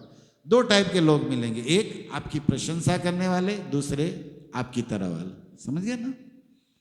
आप जैसे भी लोग हैं ना दुनिया में, हम क्या करते हैं, हरे कृष्णा हरे कृष्ण हरे हरे हरे राम, तो कोई किसी की बुराई निंदा करता है, सीधा समझना चाहिए कि अपनी जो लागे, क्योंकि हम यही कर रहे हैं भाई, दूसरों को कहा, दर्पण खुद हम ही है यार, दोष ही देखे जा रहे हैं।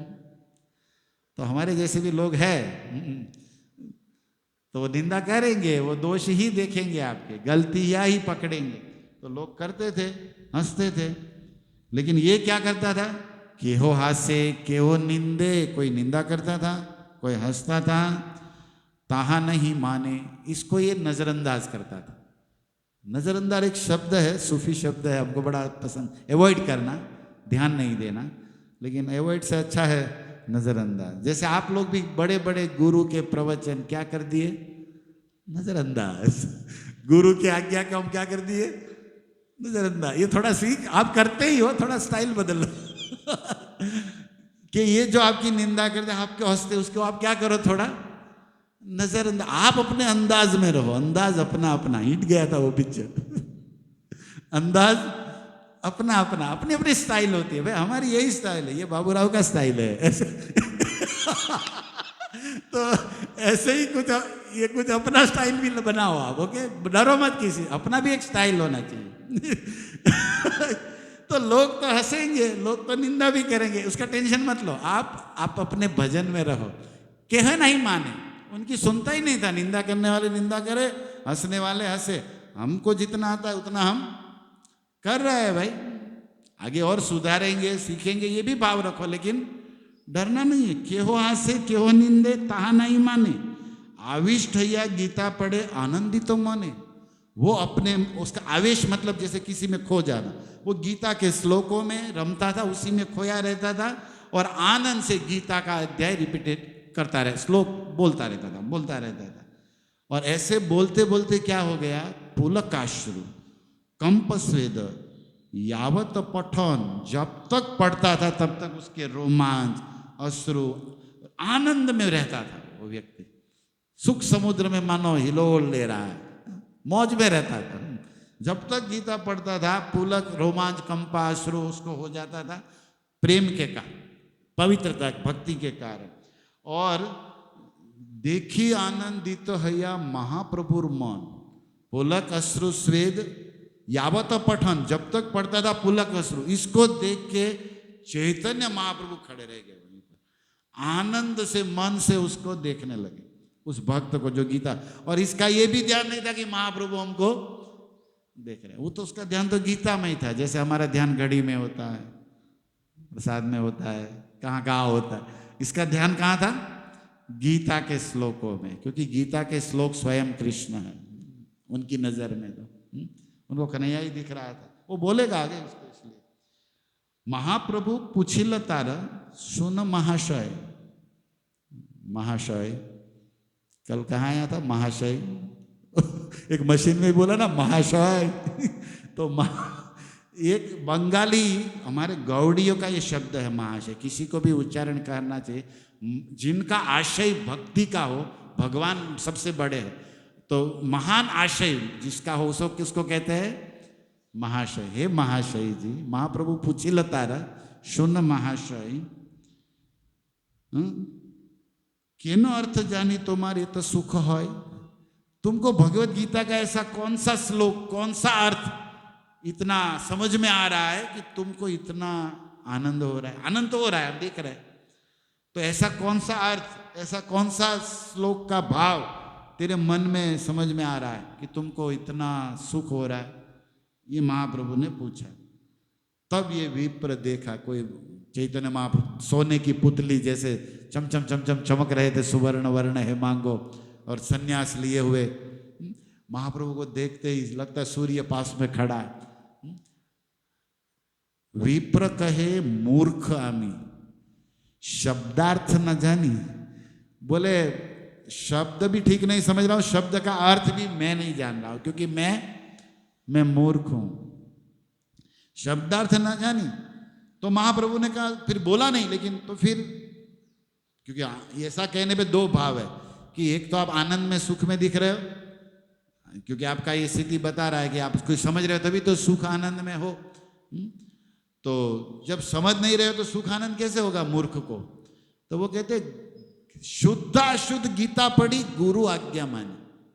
ये जो पॉइंट है इस ब्राह्मण का, अंडरलाइन है ये, मार्किंग ये है कि मैं नहीं जानता गीता पढ़ना, और ना तो इन शब्दों का अर्थ समझ रहा हूं, फिर भी आनंद मुझे हो रहा है जो आपको भी दिख रहा है, लेकिन मैं इसलिए कर रहा हूं कि गुरु आज्ञा मानी, मेरे गुरु ने मुझे बोला है कि तुम्हें ये करना है। ये बहुत बड़ी बात बोल दिया इसने कि मुझे आता नहीं, लेकिन मैं आज्ञा का क्या कर रहा हूं, पालन कर रहा हूं। गुरु आज्ञा करी, ये बहुत बड़ा मूल इसके पास है। हम लोगों को भी जीवन में आए ना आए, हमें जो आज्ञा दी है वो करना है, लेकिन हम लोग आज्ञा देते हैं। हम भी तो गुरु है, शिष्य थोड़ी है, हम क्या है, हम अपने आप को गुरु ही मानते नहीं, इसलिए हम लोग आज्ञा मानते नहीं, देते हैं ना। लेकिन आज्ञा मानी, ये आज्ञा मान रहा, गुरु की आज्ञा है, मुझे बोला है गीता पढ़ना इसलिए पढ़ रहा है। और फिर इसने कहा अर्जुनेर रथे प्रभु हैया रज्जुधर। मैं जब गीता खोलता हूँ, श्लोक को देखता हूँ, बोलना चालू करता हूँ, तो मैं आपको अंदर की बात बताऊं, मेरे मन में एक टीवी स्क्रीन चालू हो जाता। क्या? मैं देखता हूं अर्जुनेर रथे, अर्जुन के रथ पर प्रभु भगवान कृष्ण हैया रज्जुधर, बाएं हाथ में क्या पकड़े हैं? वो घोड़े की रज्जु माने रस्सी, लगाम पकड़े, बाएं हाथ में पकड़े। ये भी याद रखना चाहिए, कृष्ण ने बाएं हाथ से वो घोड़े की लगाम पकड़ी। घोड़े माने इंद्रिया, ऋषिकेश है, इंद्रियों को सीधा करना कृष्ण के बाएं हाथ का काम है। हरे कृष्णा हरे कृष्ण, ये अलग व्याख्या है। अरे हरे हरे राम। और हम लोगों की इतनी नानी मर रही, इतना करने, हमारी इंद्रिया वश में नहीं हो रही। हमें कृष्ण की शरण लेनी है, हमारी इंद्रियों को सही करना कृष्ण के बाएं हाथ का काम है। ओके, इसलिए आपसे काम नहीं बनेगा, आप भजन करो, वो करेगा। शरण में आ जाओ बस। तो ये मानो भगवान बता रहे हैं, क्योंकि घोड़े बड़े चंचल होते हैं, बड़े तीव्र गति से चलते हैं, लेकिन भगवान उसको कंट्रोल करते हैं। रैया हज्जुधर और वसिया से हाथ तोत्रे श्यामल सुंदर। और हाथ तोत्रे, तोत्र कहते हैं उस चाबुक को, चाबुक जो है, चाबुक कहते हैं ना भाई, उसको तोत्र कहते हैं संस्कृत में। तो कहते हैं कि जो राइट हैंड था दूसरा वाला, उससे कृष्ण क्या कर रहे थे? रथ पर बैठे हैं, घोड़े चला रहे, और राइट हैंड में क्या है? चाबुक घुमा रहे हैं। ये राइट हैंड थोड़ा खतरनाक है, सटाक कभी कभी देते भी है भगवान भक्तों को। एक अलग थपाट अलग टाइप का आता है ना, किसी शरीरकारों की कोई हो जाता है, शॉट देना पड़ता है। पागल खाने में पागलों को ठीक करने के लिए क्या दिया जाता है? शॉट दिया जाता है। तो भगवान भी समझते कि कुछ हमारे पागल है, उनको क्या देना पड़ेगा? थोड़ा कभी कभी ठीक करने के लिए शॉट देना पड़ता है। तो चाबुक उसी के लिए रखे, लेकिन श्यामल सुंदर, मुस्कुरा रहे, श्याम वर्ण की मूर्ति है। त्रिभुवन कमनम तमा, भीष्मदेव भी यही तो देख रहे थे इसको। अर्जुन ने कही ते प्रभु हित, और सबसे बड़ी करुणा क्या कर रहे हैं? कि अर्जुन का भला हो, अर्जुन का हित हो, वेलफेयर, कल्याण हो, इसलिए अर्जुन को अपना मान के उपदेश दे रहे, अमृत बांट रहे मुख से। जिस मुखामृत के लिए गोपियां तरसती थी, बड़े बड़े वेद वेदांती ब्रह्मा शिव तरसते, लेकिन भगवान ये मुख का अमृत उपदेश ज्ञान किसको दे रहे? अर्जुन को दे रहे। अर्जुन ने कहिते छे हित उपदेश, तहां देखी हई मोर आनंद विषय। यही बात देखकर मुझे अंदर से कि प्रभु कितने करुणामय, की अब इसके ऊपर बहुत भाव है कि लक्ष्मीनाथ है, करोड़ों की लेकिन फिर भी ड्राइविंग कर रहे भक्त, है ना। जिसके हजारों रथ, जिनकी रथ यात्रा निकलती है, वे भगवान रथ चला रहे। और उपनिषदों के मंत्रों के द्वारा जिनकी ब्राह्मण लोग आहुतियां यज्ञों में बुलाते, आते नहीं। मान लीजिए यज्ञ नारायण भगवान प्रकट भी हो जाए ना किसी किसी यज्ञ में, बोलते नहीं, लेकिन ये सामने से अर्जुन को क्या कर रहे हैं? ज्ञान दे रहे, कितनी करुणा बरसा रहे। इसको देख के ही मेरे हृदय में आनंद आनंद हो जाता है, और कहता है कि यावत पढ़े तावत पाऊं तार दर्शन। मैं जब जब गीता पढ़ता हूं मुझे वो सामने दिखता, वही दिखता है। ये बात जब मेरा चिंतन ये है इस पर कि इसका मतलब ये ब्राह्मण को अनुभव हो रहा है, चैतन्य महाप्रभु इसके साक्षी स्टैंप लगा रहे हैं, इसका मतलब है कि आप भी अगर ईमानदारी से गीता पढ़ोगे आपको दर्शन होगा। हरे कृष्णा कृष्णा कृष्णा हरे हरे। अरे ऑडियो कब वीडियो हो जाए, टेक्नोलॉजी बढ़िया फास्ट चल रही है भाई। अभी तो ये ऑडियो ये वीडियो, यावत पढ़ तावत पाऊं तार दर्शन। मैं जब जब पढ़ता हूं मुझको उसका दर्शन होता है, और यही लागी गीता न छाड़े मोरा मन, और इसीलिए मैं गीता को छोड़ नहीं सकता। मेरा मन मतलब 18 अध्याय खत्म हो जाए तो उसको होता है कि फिर से चालू करो धर्म क्षेत्र। हमारा उल्टा है ना, क्या रे पुरुष है, एक अध्याय में भी हमारी क्या हालत हो रही। उसको लगता है कि मैं दिल मांगे मोर और पढ़ूं मैं, और क्योंकि उनका दर्शन हो रहा है उसको। अब देखो श्लोक नहीं जान रहा है, अर्थ नहीं जान रहा है, बस वो आज्ञा में श्रद्धा से पढ़ रहा है। यही योग्य दिन क्या, श्लोक संस्कृत तो जानता नहीं, अर्थ भी समझता नहीं। हमको लग रहा है हम उस ब्राह्मण की स्थिति में है, हम भी श्लोक जानते नहीं, व्याकरण जानते नहीं, अपना काम नो केस से मतलब હવે એનામાં જે આપણામાં જે ઘટે છે એમાં જ પૂરી લેવાનું છે કે એ આજ્ઞામાં છે, गुरु की आज्ञा, और वो पढ़ रहा है बस, और दूसरे की परवाह वो, उसको मान सम्मान चाहिए भी नहीं कि मैं बढ़िया से श्लोक प्रस्तुत करूँ, लोग मेरा फोटो छपाए, मारा पोस्टर बने, ऐसा उनको बेचारे को कुछ नहीं है। અને પોસ્ટર વાળાને મળશે જ નહીં, લખી નાખો, હું યાર ના પાડું પણ કે બનાવવું પડે, આ પોસ્ટર વાળા ખાલી પોસ્ટરમાં જ રહે છે। सही है। एक महात्मा बता रहे थे कि पुस्तक, जैसे ये गीता भी एक पुस्तक है ना, लेकिन वो सामान्य पुस्तक नहीं, ऑर्डिनरी बुक नहीं है, ये भगवान है, भगवान वाणी है, लेकिन फिर भी पुस्तक हमें उस तक पहुंचाने के लिए, पुस्तक हमें उस तक, और पुस्तक से उस तक पहुंचने के लिए एक व्यक्ति चाहिए बीच में, जो उसी ने भेजा हो, कोई वैष्णव गुरु, उसकी आज्ञा माननी पड़ेगी, उसकी सेवा करनी पड़ेगी। ये भगवान बोले भी है, तद्विधि उसका सिस्टम बताए गीता कि सेवा करो, आज्ञा मानो, प्रश्न पूछो, फिर वो ज्ञान देगा, उस कृपा भी करेगा। तो ये तो अलग सिद्धांत हो जाएगा, लेकिन है तो पुस्तक से उस तक पहुंचना है। लेकिन पुस्तक अंग्रेजी में पुश, आपको थोड़ा पुश करेगी, थोड़ा धक्का आपको दे सकती, कोई भी पुस्तक आपको क्या करती, थोड़ा पुश करेगी, भाई थोड़ा आगे बढ़ो, थोड़ा आगे बढ़ो। लेकिन आप खाली पुस्तक से उस तक नहीं पहुंचा जा सकता जब तक उधर से कोई हमको लेने ना आए, हमारी उंगली ना पकड़े कोई गुरु। तो ये सिस्टम है। प्रभु कहे गीता पाठे तोमार अधिकार, तब चैतन्य महाप्रभु प्रसन्न हो गए। वही गोविंद है, वही कृष्ण है, और वो वही गौरांग रूप में। उसने उस ब्राह्मण को कहा कि इस पंडित बहुत है यहाँ, ब्राह्मण बहुत है, पंडित गीता पढ़ने वाले, लेकिन गीता का सार, गीता का वास्तविक अर्थ तुमने जान लिया। किसी का अधिकार नहीं, वास्तव में गीता पर अधिकार तो तुम्हारा है। चैतन्य महाप्रभु ने सिक्का लिया, और तुम ही जाने गीता अर्थसार, तुम ही ने गीता के अर्थ को जाना है। और इतना बोलते ही आगे वर्णन है चैतन्य चरितामृत में, भगवान ने अपना रूप दिखा दिया उस ब्राह्मण को, जो उसको स्क्रीन की तरह मन में आंख दिख रहा था केवल, वो भगवान सामने ही दर्शन दे, और उसको बोला किसी को बोलना मत। ये वक्त मन लागे છે કે એ વખતે ભક્તો કહેતા દેશે મનમાં આવે, એટલે ભગવાન કીધું नो, किसी को ये, क्योंकि मुझे यहाँ रहना है और भी कुछ काम, नहीं तो लोग तो क्या है, भीड़ हो जाती है। तो ब्राह्मण महासुख, उसकी गीता सफल हो रही। रोज जिसको देख रहा था नैनों के सामने, स्वप्न में, हृदय में, आज वो प्रत्यक्ष मूर्ति भगवान ने सामने उसको दर्शन दे दिया। क्या साधना किया, केवल गीता पढ़ा, हरे कृष्णा कृष्णा कृष्णा हरे हरे राम। कैसी गीता पढ़ा, अर्थ जानते हुए ना, राग से ना, कुछ साधना नहीं, गीता का ये कमाल है। तो चैतन्य महाप्रभु प्रसन्न होकर दर्शन देती।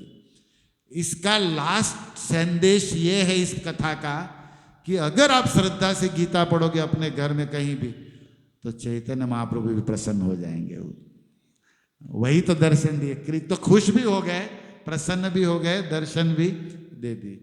तो गोविंद तो प्रसन्न होगा ही होगा, चैतन्य गोविंद कृष्ण वही है, वो प्रसन्न होंगे। लेकिन मुझे ये कहना है कि चैतन्य महाप्रभु प्रसन्न हो गए, इसका अर्थ है राधा रानी प्रसन्न हो गई। आप जो तत्व समझते हो थोड़े गौड़ीय लोग, तो चैतन्य महाप्रभु प्रसन्न हो गए मतलब कौन प्रसन्न हो गया, हृदय किसका है, राधा रानी का है। मतलब भगवत गीता पढ़ने से या गौ सेवा करने से, भागवत जी में ये टीका में लिखा है राधा रानी प्रसन्न होती, क्योंकि खुद राधा रानी गौ सेवा करती अपने बाबा के, लीला में ही आया है। और दूसरा गीता क्या है, शंकराचार्य ने कहा सर्वो उपनिषदो गावो, गीता भी गाय का स्वरूप है। जैसे गाय में दूध निकलता है सार रूप में, गीता में ज्ञान अमृत दूध निकलता है। ये दूध जो है गाय का, आपको बाहर से थोड़ा आयुर्वेद वर्धक शक्ति पोषक है, लेकिन हमारी मन की शक्ति, तन की शक्ति, बॉर्नवीटा, अरे सॉरी कौन सी बीटा ऐसे एड में आता है ना, तन की शक्ति, मन की शक्ति। तो ये शक्ति भक्ति मन की तन की कहाँ से आएगी, बॉर्नविटा का पता नहीं, लेकिन भगवत गीता से जरूर आएगी भक्तों के लिए। तो ये गीता भी गाय, राधा रानी प्रसन्न होती है, हमारे इंद्रियों पर भगवान अपना मानते हैं। तो गीता में हृदयम पार्थ, गीता मेरा हृदय है। तो भगवान चैतन्य, राधा रानी सब प्रसन्न होते हैं। कब? कब? जब आप गीता पढ़ते हो तब। तो इसको अगर स्मरण करके, चिंतन करके आपके मन में थोड़ा सा भी अभी आ रहा है कि हारू खोलवी तो जोई हो, तो મને એમ થાય કે રવિવાર સફળ મારો। अगर इतना भी खोलोगे तो नहीं आप अभी आई कहना नहीं आपने, पर ऐसा मन में भी आपको लग रहा है कि यार एक दो श्लोक में पढ़ो भगवान की बात, प्रभुपाद की बात। जब तात्पर्य पढ़ते हो तो आप प्रभुपाद से मिल रहे हो, श्लोक पढ़ रहे हो तो आप सीधा भगवान से मिल रहे हो। और दुनिया वालों से रोज इतना घंटों मिलना है, जिसने ये दुनिया, ये जीवन, सांसें दी है, उसको 5-10 मिनट जरूर मिलना चाहिए, उनकी जरूर सुननी, और उसी में हमारा हित, उसी में हमारा कल्याण है। इस बात को तो आप सब समझ रहे हो। तो आशा है हम सब भक्त हर रोज भगवत गीता का चिंतन, मनन, अध्ययन करें। ऐसी श्रद्धा, ऐसा विचार आपके मन में अगर आ रहा है तो ये ब्राह्मण और चैतन्य महाप्रभु और कथा कहने वाले कविराज महानुभाव हम सब पर कृपा करें, ये जिसके पात्र है कि हमें ये गीता का प्रसाद मिले। और अब मैं आपके सामने गीता पर एक श्लोक देना चाहूँगा जो हमारे चिंतन में है। कोई आपको पूछे गीता शब्द का अर्थ क्या होता है? भगवत गीता मतलब भगवान की गीता। गीता माने गीत, सॉन्ग, एक सिंपल अर्थ तो यही है।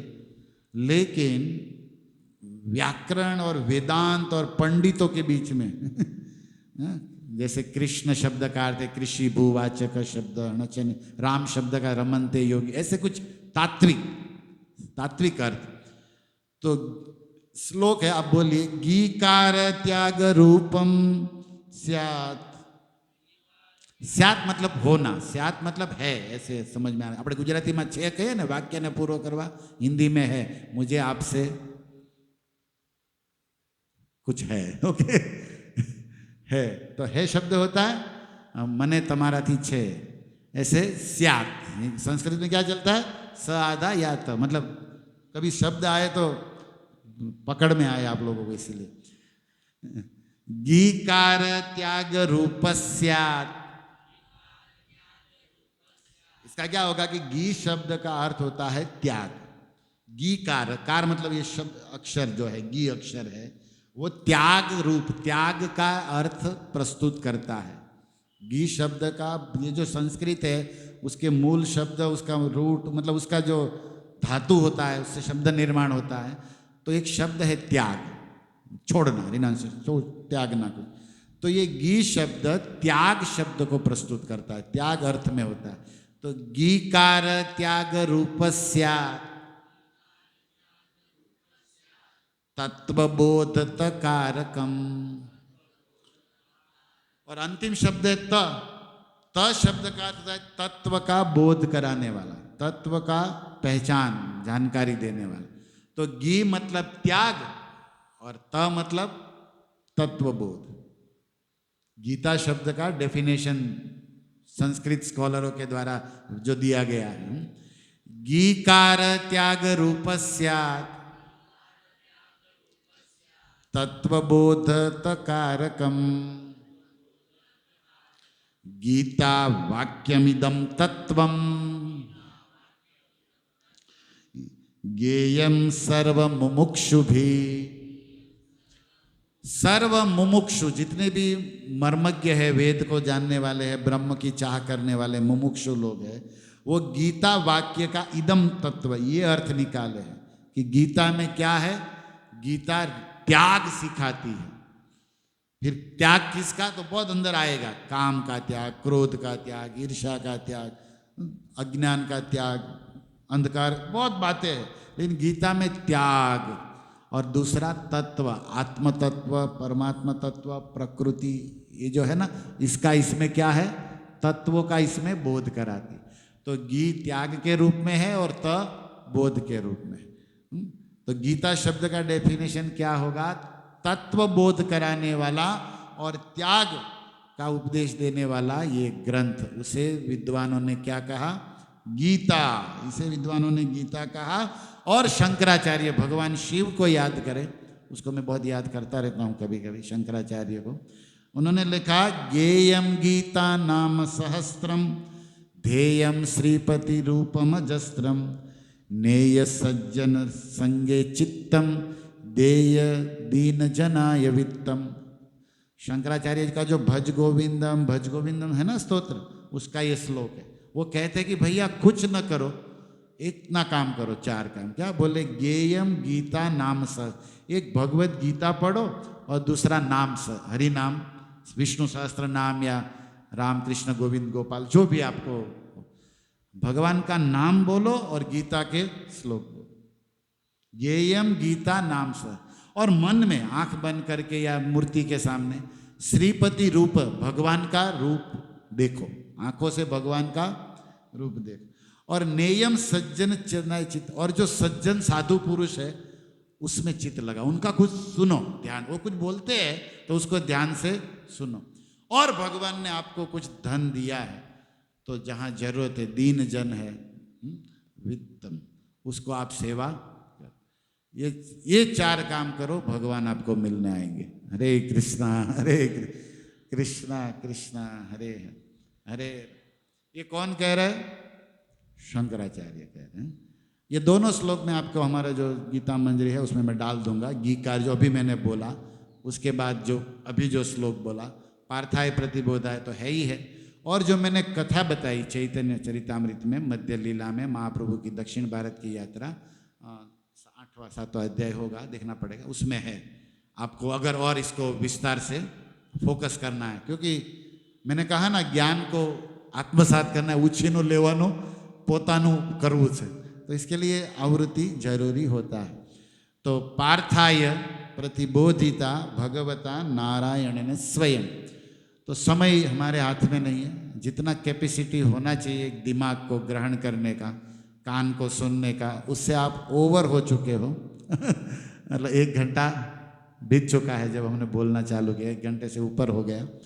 तो मैं इस श्लोक की व्याख्या तो फिर कभी आप लोग याद ही कर लीजिए।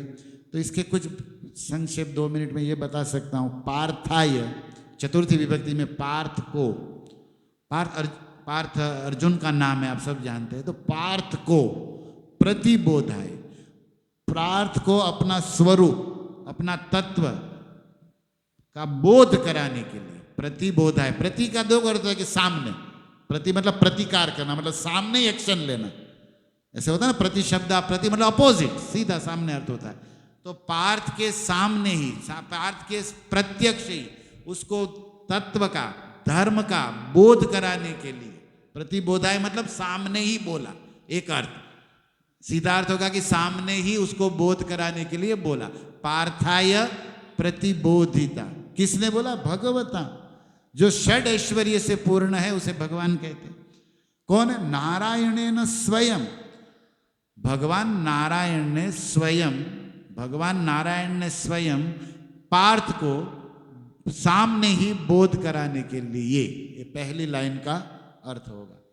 स्वयं शब्द बहुत महत्व रखता है। जैसे भगवान ने बहुत कुछ बोला वेदों में, ऋषियों के द्वारा वेदों में ये वाया है, और यहां जैसे मान लीजिए वेद में कुछ लिखा है तो किसी ऋषि ने लिखा है, व्यास ने लिखा है या अत्रि, गौतम, कोई भी ऋषियों ने वेद बोला है, तो ऋषियों के द्वारा, वेद के द्वारा हमारे सामने है। लेकिन पार्थ के सामने स्वयं है, डायरेक्ट बोल रहा है। पार्थ सौभाग्यशाली कि स्वयं बोल रहे हैं तुरंत ही। तो किसी इनडायरेक्ट नहीं, किसी ऋषि के द्वारा, संहिता के द्वारा, पुस्तक के, वेद के द्वारा नहीं, डायरेक्ट ही भगवान नारायण बोल रहे हैं। अब भगवान शब्द, नारायण शब्द, पार्थ, इसका बहुत डीप में हम जा सकते हैं।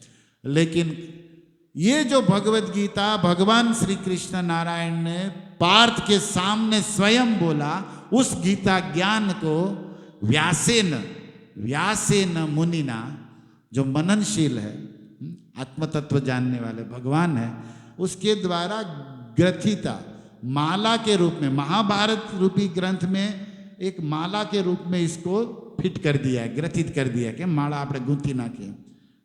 तो व्यासेन ग्रथिता मुनिना, व्यास मुनि के द्वारा इस भगवान के द्वारा बोला हुआ जो गीत भगवत गीता है उसको महाभारत के मध्य में, महाभारत में इसको रख दिया, इसको रख दिया है। क्या है? अद्वैत अमृत वर्षिणी। इसमें अद्वैत अमृत का ज्ञान, आप भगवान के हो, आप भगवान से अलग नहीं हो, भगवान आपको अपना मानते इसीलिए ये बोला है। ये द्वैत अद्वैत भी बढ़िया से समझना है, थोड़ा व्याख्या करेंगे, बहुत टाइम जाता है, लेकिन अभी अर्थ तो समझो कि अद्वैत अमृत मतलब आप भगवान के हो। तत्वमसि मतलब तुम वो हो, लेकिन तत्वमसि का त्वम तत्असि मतलब तुम उनके हो। तुम वो हो वो अर्थ नहीं है, वो लोग करते हैं, हम लोग क्या करते हैं? तुम उनके हो, तुम वही हो नहीं, तुम उनके हो। ममे अंश, वो भी बोल रहा है कि तुम मेरे हो, वो भी बोल रहा है तुम मेरे हो। और स शब्द दिया गया है, जैसे लोग निराकार कह देते। कुछ बातों को टेक्निकली भी जानेंगे ना अच्छा रहेगा। संस्कृत में किसी निर्जीव धातु को, जैसे अंग्रेजी में आप ईट लगाते है ना, मतलब ईट, IT ईट लगाते, लेकिन कोई व्यक्ति होगा तो नाम देंगे, लेकिन वो सजीव होगा तो ईट नहीं लगाएंगे, शी ही लगाएंगे। शी इज ही आप करते हो ना, लेकिन कोई पदार्थ होगा तो आप ईट लगाएंगे। आप अगर समझ रहे हो इस बात को, राइट? उसी तरह संस्कृत में कोई सजीव वस्तु, उसको स लगाया जाता है। स पुरुष, सा स्त्रिय, स्त्रीलिंग होगा तो सा, लेकिन वो सजीव नहीं है, वो व्यक्ति नहीं है, पर्सन नहीं है, तो उसके लिए तत् लगाया जाता है। क्या लगाया जाता है? तत् लगाया जाता है। तो यहां पर ये लोग कहते हैं तत्त्वमसि, मतलब तुम कोई आकार है नहीं तुम्हारा, कोई आत्मा एक तत्व है लेकिन स्वरूप पर्सन नहीं है, और तुम वही हो। लेकिन एक जगह ये लिखा गया है, एक कोने का वाक्य, वहीं पर लिखा गया है स, भगवान के लिए क्या कहा गया? रसो वै स। तो रसो वै तत् लिखते, वहां क्या लिखा? उसी उपनिषद में उसी जगह क्या लिखते? स मतलब इज अ पर्सन, वो भी एक व्यक्ति है, लेकिन वो ऐसा व्यक्ति है, कृष्ण हमारी तरह नहीं है। क्यों? क्योंकि हम एक जगह है दूसरी जगह नहीं है, एक रूप में दूसरी जगह नहीं है, लेकिन कृष्ण एक जगह होते हुए अनेक रूप में है। तो कृष्ण कुछ एक्स्ट्रा है, अभी वो बड़ा तत्व है। तो आप लोगों को मेथा बाजी पाला नहीं करना माइंड का, लेकिन कुछ बातें समझने के लिए कि स मतलब पर्सन, तत् मतलब कोई वो पदार्थ। तो ये ब्रह्म के लिए दोनों बातें आई है, इसलिए सब झगड़ा होता है। लेकिन वो जब ये बात रखते तो उसके सामने कोई पॉइंट होना चाहिए। आप लोगों को भगवान भी एक निराकार नहीं है, एक व्यक्ति है, तो उपनिषदों से कैसे सिद्ध करोगे? वो लोग कहेंगे देखो तत् लिखा है, लेकिन आपको बताना पड़ेगा कि स भी लिखा है मंत्रों में। तो फिर स क्यों लिखा, तत् यहां क्यों लिखा, उसको समझाना भी पड़ेगा। और आप भी ये समझोगे तो आपकी भी निष्ठा बढ़ेगी, फिर आप निराकार में या अधर्म में या फालतू में नहीं पढ़ोगे। ये सब बेसिक बात है। ओके, तो मूल पर रहिए। व्यासेन ग्रथिता अद्वैत अमृत वर्षिणी, अमृत वर्षिणी है, अष्टादश, इसमें 18 अध्याय है। अम्ब मतलब हे माँ भगवत गीते, हम आपको प्रणाम करते हैं, क्योंकि भवद्वेषिणी, आप हमारे भव बंधन को काट दोगे, कर्म बंधन को काट दोगे, इसलिए हम आपको प्रणाम करते हैं। ये मैंने सिंपल इसका शॉर्ट में अर्थ बताया। फिर मौका मिलेगा तो हम व्यास शब्द का अर्थ, उसकी कथा, पार्थ शब्द का अर्थ नारायण, और अद्वैत अमृत शब्द का अर्थ भवद्वेषिणी, अष्टादश अध्याय का पूरा डिस्क्रिप्शन ब्रीफली हम चर्चा इस श्लोक में कर सकते हैं, जिसके आप में आपके जिसके कारण भगवान का स्मरण होगा और गीता के प्रति श्रद्धा, पाव, पूजा भाव बढ़ेगा, और हम गीता की कृपा से ये ज्ञान आत्मसात करके भगवान को समझ सकते हैं। तो बहुत धन्यवाद, आप लोगों ने समय निकालकर अपनी पावन उपस्थिति से हमें उत्साह प्रेरणा प्रदान किया। और ऐसे कोई खास तैयारी नहीं थी, जो भी गुरु कृपा से, वैष्णव कृपा से हमें स्मरण में आया हमने बोला, लेकिन सार्थक है, हमने चैतन्य महाप्रभु का स्मरण किया, भगवान का स्मरण और उनसे कृपा की याचना की, और जो भी टूटे फूटे एक दो श्लोक बोले, तो उससे हमारी वाणी मन पवित्र हो, भगवान प्रसन्न हो।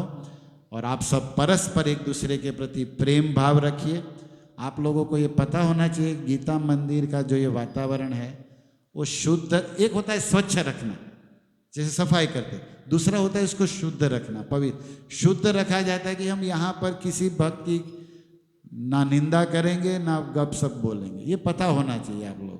दूसरा, यहाँ हम किसी के गुरु नहीं है, यहाँ कोई लीडर नहीं है, सब सेवक है। तो आपको जो सेवा दी जाए बोल वो करनी चाहिए, या जो करना चाहते वो बोलना चाहिए। लेकिन ये भक्त वो नहीं करता, ये भक्त लेट आता है, ये भक्त, ये सब नहीं करना है। उनकी इच्छा नहीं है सेवा करने की, नहीं करेगा।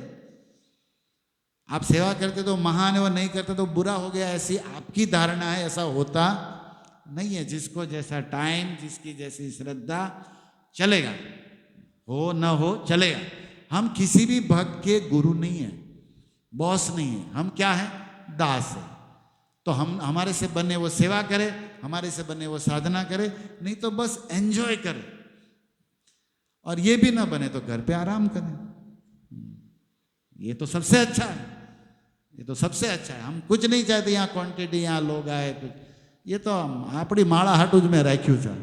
અને હું ન હોય તમારે છૂટ છે, માળા કરવાવું હોય તો માળા, माथाकूट करवा माटे नहीं आया। तो आप लोग इस बात पर ध्यान देंगे, कोई भक्त किसी भक्त के रहने, खाने, सुनने, बोलने या पहनने वाले कप कोई टीका टिप्पणी, हमको जिसको जो करना है करे, बस उसके गुण देखो, बने तो उसके गुण देखो, बने तो उस पर दया करो, उसका हेल्प करो। हाँ, तो किसी भक्त को बोला जाता है प्रभु जी फ्री हो तो थोड़ा सेवा करोगे तो अच्छा है, लेकिन बोले भी ना वो करे बेस्ट है, नहीं बने तो आप करते रहो जो करना है, आपसे भी ना बने तो आप भी बाजू में बैठो उस भगत के, कोई चिंता नहीं। लेकिन जो भक्त बड़े हैं या किसी को कुछ सौंपा गया है तो वो करेंगे, उससे नहीं बनता है तो हमसे कहेंगे। लेकिन दूसरे भक्तों पर टीका टिप्पणी, आदेश, बोलना चाहिए सेवा के लिए, बोल सकते हैं मास्टर साहब तुम्हें आ करो तो सारू कर, ये क्योंकि बिना बोल तो सकता हूँ मैं, हो सकता है उसको करना हो लेकिन पता ना हो, लेकिन उनको भी नहीं है तो बोल सकते हैं प्रभु जी अभी मैं नहीं कर पाऊंगा, अभी मैं ये सेवा कर रहा हूँ, क्योंकि हो सकता है मैंने इस माता जी को ये सेवा दी, इस प्रभु जी को ये दी, लेकिन आपको पता नहीं, वो उसकी तैयारी में उसका काम है, और आपको है प्रभु जी फ्री क्या हुआ यहाँ लागो, पर ये फ्री नहीं, आपने मान लिया ना फ्री, क्योंकि आप तो पूरे बॉस नहीं हो सबके, उसको हमने कुछ और सेवा दिया होगा, उसका कुछ और भी प्लान होगा। इसलिए सेवा एक ऐसी वस्तु है जो स्नेह से, सहज भाव से की जाती है।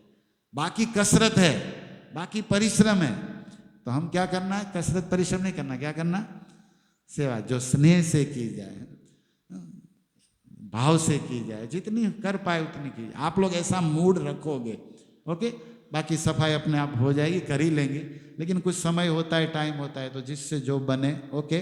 और ये थोड़े दिन है, अभी बाकी अमृत बरसने वाला है, अब ये गर्मी की हद आ रही है, सीमा, बारिश होगा, ठंडा मौसम होगा, तो अपने आप सब साफ ही साफ होगा, लेकिन अंदर की सफाई की पहले ज़्यादा ज़रूरत है हम लोगों को, कि भाव अच्छा रखे, स्नेह रखे, आदेश देना ना रखे, प्रार्थना करने का मूड रखे, और किसी भक्त का दोष, दर्शन या चर्चा नहीं करनी है। हरि नाम जपना, आप कभी भी यहाँ आ सकते हो, 5 मिनट झूले पर बैठ के, 10 मिनट वहाँ बैठ, कहीं भी माला करो, 2 भक्त साथ आओ, बने तो कुछ लगता है यहाँ तो कर सकते हो, नहीं लगे तो बस भजन करो, इसी के लिए ये स्थान है। पता नहीं जब तक है तब तक है, हम कब तक ये भी नहीं मालूम, हम लोग गारंटी पूछते कितने, हमारी गारंटी नहीं दूसरे दिन की, कब टिकट कट जाए किसकी क्या मालूम। इसलिए जो वर्तमान में है उसी को एंजॉय, उसी को आनंद अपना मान के सुख लेना है। तो ऐसी सरल भावना आप रखोगे तो भगवान की कृपा और गुरु वैष्णव की कृपा पाओगे। तो आज का ये मैसेज मुझे देना था कि सब भक्त अपना मानते हुए आदेश न दे, प्रार्थना करें, गुण देखे, एक दूसरे को प्रेम करे, क्षमा करे, तो इससे भगवान प्रसन्न होते हैं, ये पक्का है। हरे कृष्णा कृष्णा कृष्णा हरे हरे। तो यहाँ हम समाप्त करते हैं, 9:30 हो गया, तो हमें 8 से 9:30 क्लास का इच्छा होता है, और 7:30 इसलिए बोला जाता है कोई व्यवस्था करने, कुछ भक्त आगे आ जाए तो कुछ कर दे और कुछ माला करे, लेकिन ऐसे 8 से 9:30 होगा। कोई प्रश्न है, कोई सलाह, कोई सूचना, आप लोग भी बोल सकते हैं, मैंने जो बोला उसमें।